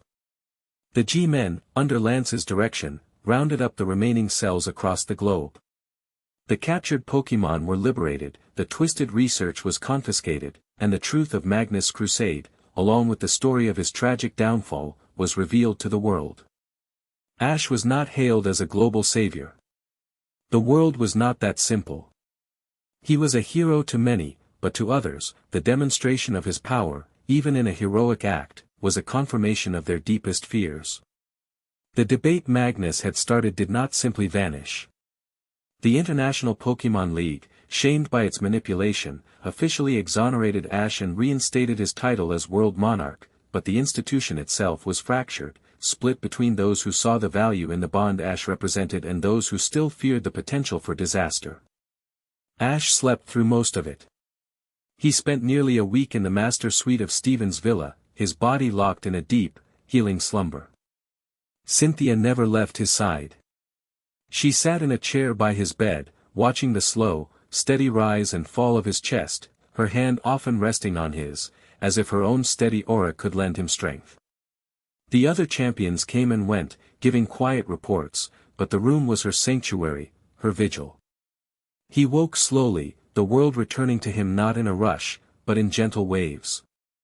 The first thing he was aware of was the scent of her perfume, a subtle mix of night-blooming flowers and something uniquely her. The second was the gentle pressure of her hand on his. He opened his eyes. She was there, her face etched with fatigue but her grey eyes clear and bright. A single, tear-like drop of relief traced a path down her cheek as a genuine, breathtaking smile spread across her face. "Hey," he rasped, his voice rough. "Hey, yourself," she whispered, squeezing his hand. "Don't ever do that again." "No promises," he joked weakly. In the days that followed, as his strength returned, they had to decide what came next. A delegation from the Pokémon League arrived at the villa, headed by the same somber-faced chairman who had denounced him. He offered a formal, public apology and begged Ash to return to the PWT circuit, to serve as a symbol of the League's renewed commitment to the bond between trainers and Pokémon. "They want to put you back on a pedestal," Cynthia said later as they stood on the villa's balcony, watching the sunset paint the Hoenn sky. "Make you a poster child to fix their tarnished image." "I know," Ash said. He looked out at the horizon, his gaze distant. He was no longer the boy who had dreamed of being the very best. He had achieved that dream, seen what lay on the other side, and had it all torn away. He was different now. The divine energy he had channeled had left a permanent mark on him, an echo of cosmic understanding in his soul. He could feel the thrum of the world, the connections between all living things, with a clarity that was both beautiful and overwhelming. The question of his old friends was a quieter, more personal weight. Dawn, their liaison, had brought him messages. Scrawled, heartfelt letters of apology from May, Clement, and Serena. A stoic, formal message from Brock, admitting his fear had blinded him. A tearful, rambling voice message from Misty. They were all drowning in their guilt, their certainty shattered by the truth of the Aegis's evil. "They want to see you," Dawn had told him gently. "They're all in Pallet Town. Waiting. Hoping you'll come home." Home. The word felt foreign now. Pallet Town was a place of ghosts, a life that no longer fit. A week later, strong enough to travel, he made his choice. He didn't go to a press conference or a league ceremony. He went to the Hall of Origin. He stood alone in that impossible space, the world of Arceus, with only Pikachu on his shoulder. The air hummed with the power of creation.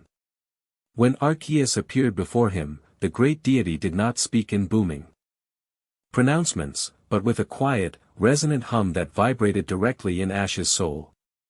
It showed him an image, Magnus, as a young man, happy and hopeful, standing beside the woman he loved, the origin bearer whose power would one day lead to ruin. It was a vision of profound love and devastating loss. Arceus was not passing judgment.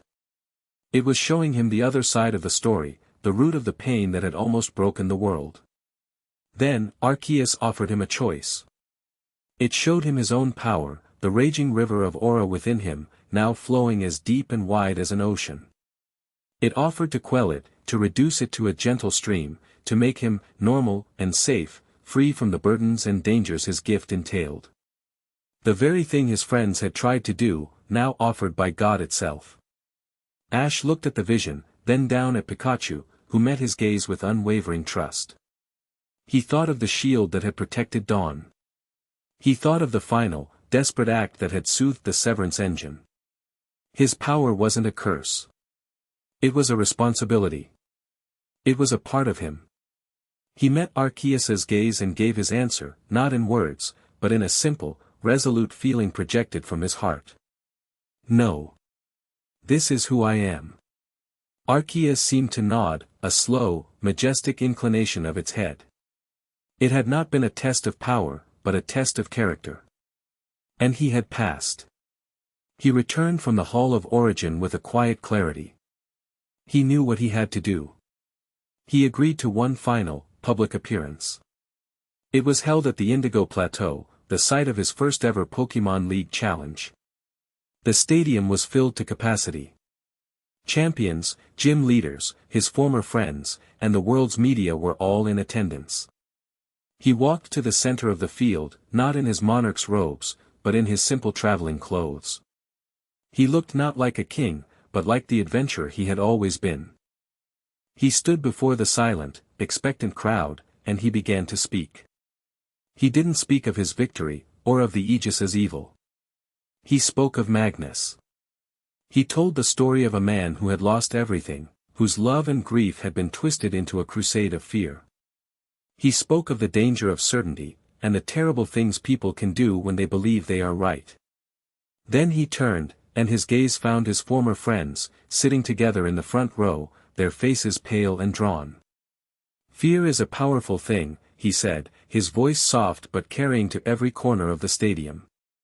"It can make you see a monster where there is only a friend. It can make you build a cage for someone you love, thinking you're building a sanctuary." He looked at Brock, at Misty, at Dawn, at all of them. "What you did was born from that fear. It was wrong. And it hurt me more than any physical blow ever could." The raw, honest pain in his voice silenced the entire stadium. "But I have come to understand that holding on to that anger, that hate, it's a cage of its own. Magnus lived in that cage for a century, and it destroyed him. I won't make the same mistake." He took a deep breath. "I forgive you." The words were simple, but their impact was earth-shattering. It was not a cheap, easy forgiveness. It was a conscious act of release, a choice to let go of the poison of betrayal. He was not forgetting. He was moving on. "My path, however, is no longer the same as yours," he continued, his gaze sweeping over the league officials. "My journey was never about collecting trophies or defending a title. It was about seeing the world, meeting new people and Pokémon, and strengthening the bonds between them. The world needs bridges, not walls. It needs understanding, not fear." He then did something no one expected. He reached up and tapped the brim of his iconic hat, a gesture of quiet farewell. "As of today," he announced, his voice ringing with a newfound, peaceful authority, "I am officially abdicating the title of World Monarch. I am retiring from all formal league competitions." A wave of shock and protest rippled through the crowd. "I am a trainer," he finished, a genuine, confident smile finally returning to his face, the first the world had seen in months. "And my journey is not over. It's just beginning." He turned and walked off the field, leaving a stunned world in his wake. He didn't stop to talk to reporters. He didn't stop to talk to his old friends. He walked past them, offering a small, sad, but genuine smile, a final, quiet goodbye to the life he had once known. He walked directly to where Cynthia was waiting for him at the edge of the stadium, her Garchomp at her side. She was dressed not in her champion's coat, but in practical traveling gear, a backpack slung over her shoulder.